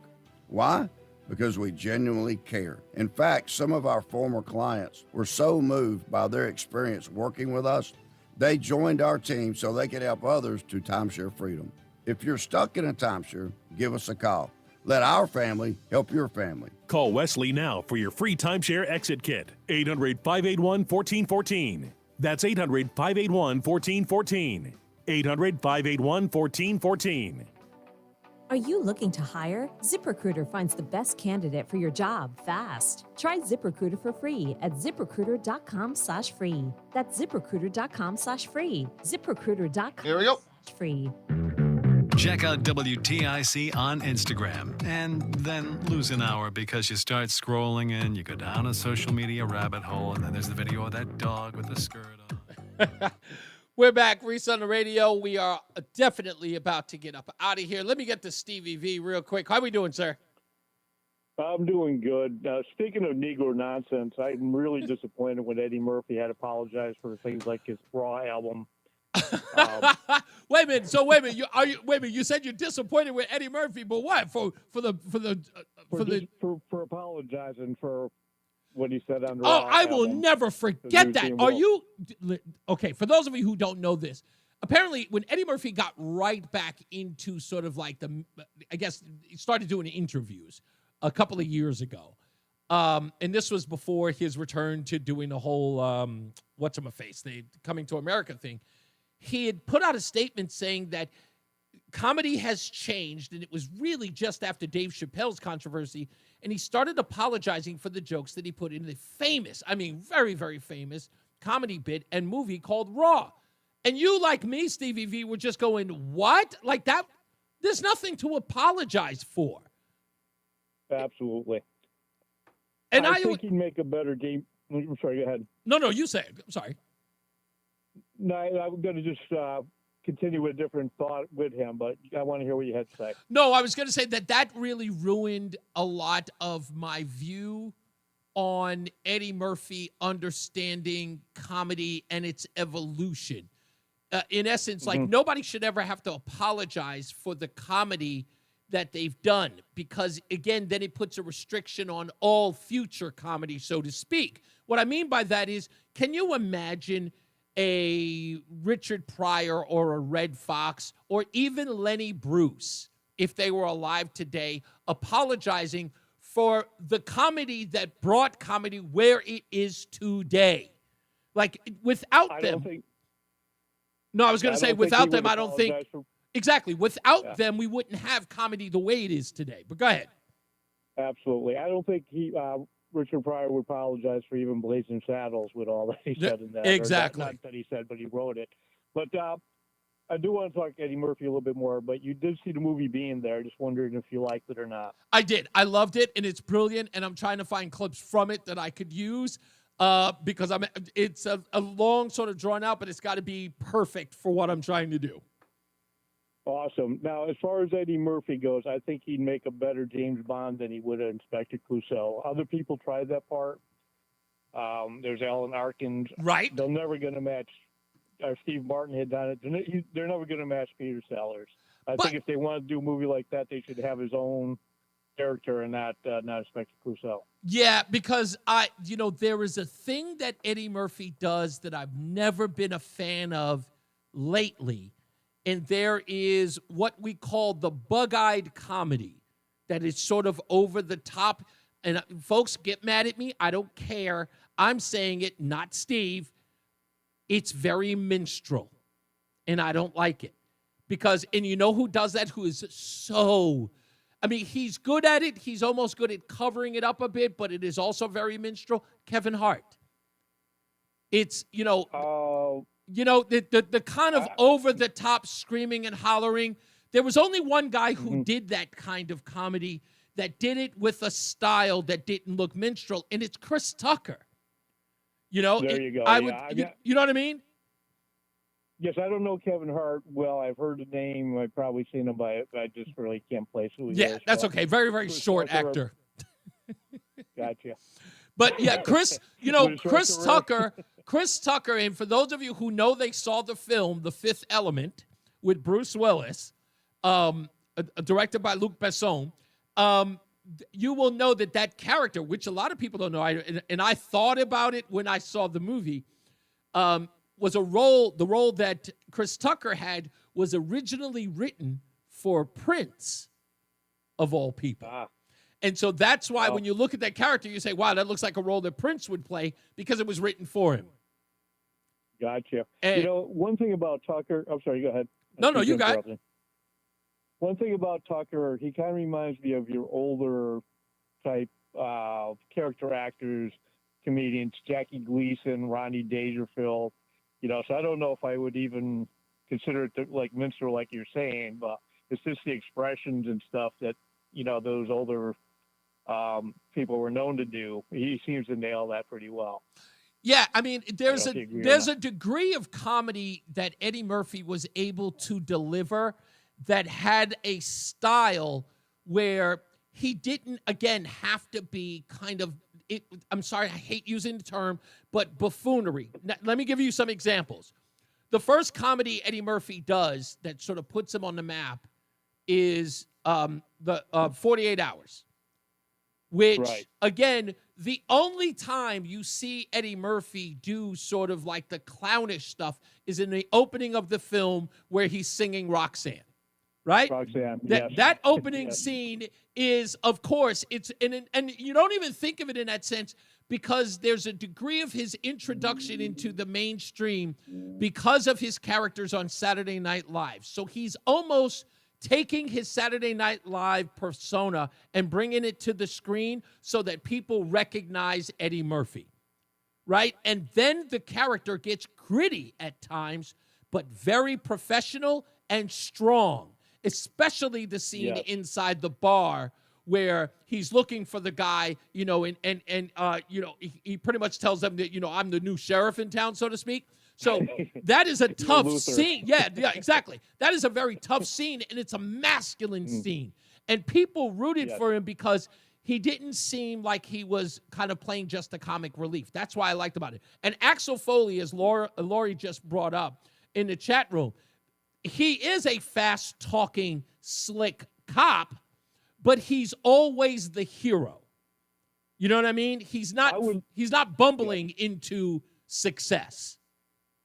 I would love to see him in a serious role, and when he played up against Nick Nolte, I thought that was a good combination for the two. It is, yeah. And you know what? It's funny because speaking of Eddie Murphy, I don't know if you know this, but many people say this on the inside. In fact, I'm almost certain I can qualify this statement. He was nominated for Best Supporting Actor in the film Dreamgirls. And during consideration, he did a movie written by his brother, Charlie Murphy, the late Charlie Murphy. He did a movie written by his brother called Norbit that came out during the time of consideration for Dreamgirls. And people said that his characters, his multi-characters in Norbit, took him out of the running because Norbit was so bad, and people thought that if he had won for Dreamgirls, they only would have remembered him from Norbit, and that would have been a bad look. So they're saying that it actually lost contention. He lost to is it Alan Arkin? Is that the actor's name? There is an actor. I don't know. Yeah, Alan Arkin. And Lori, correct me if I'm wrong. That year, Alan Arkin won for Little Miss Sunshine, which, by the way, Arkin's character in Little Miss Sunshine is absolutely stellar. It was hilarious. It was funny. And he deserved it. Not that Eddie Murphy didn't, but the fact that it went to Arkin wasn't given away, so to speak, because he did deserve it. It was a great role. I did love that movie. I don't even think it's fair that they would have pulled him because he had a bad role and his brother. Yeah, I didn't like that. I didn't like that either. It was almost the same case, Steve, before I let you go, which always drove me nuts. Samuel L. Jackson versus John Travolta, both nominated for the movie Pulp Fiction. And the reason why John Travolta got Best Actor as opposed to Best Supporting Actor that went or was nominated for Samuel L. Jackson, because that's how they made the decision. John Travolta got Best Actor nomination, and Samuel L. Jackson got Best Supporting Actor nomination. The reason why that was chosen, even though Samuel L. Jackson's character is much more memorable, is because of the screen time. John Travolta's screen time, I hear, is about a minute or 2 minutes longer than Samuel L. Jackson's in Pulp Fiction. And it's amazing, too. Like, Steve McQueen always used to pull for, like, the longer screen time and everything. Yeah. It's amazing how the dynamics of all that works. Yeah, it's insane. But, I still think if Samuel L. Jackson would have been nominated for Best Actor, there's no way he doesn't win in Pulp Fiction. It just doesn't win. There's no way. Just no way. It's the most memorable. I mean, he did a great role. That was a great role. Thank you, boss. Let me go to Jim in Wellington before we get out of here. How are you, Jim? Yeah, I apologize. I'm not sure what the whole topic is, but here's what I'll say about Eddie Murphy. That guy is a triple hitter. I think he is. There's nothing that guy can't. Just go back 20, 22, 25 years. That guy, there's nothing he can't do. I would like to see him get a role like Robin Williams did, a serious role. Yeah. Because there's no way he couldn't. It would have to be a great role. And Robin Williams, boy, he had a couple of great roles. Sure did. Paying, serious customers. But there's no way Eddie Murphy. In my mind, he's just got it all. Between the music, the comedy, the acting, the caricatures, the impersonations.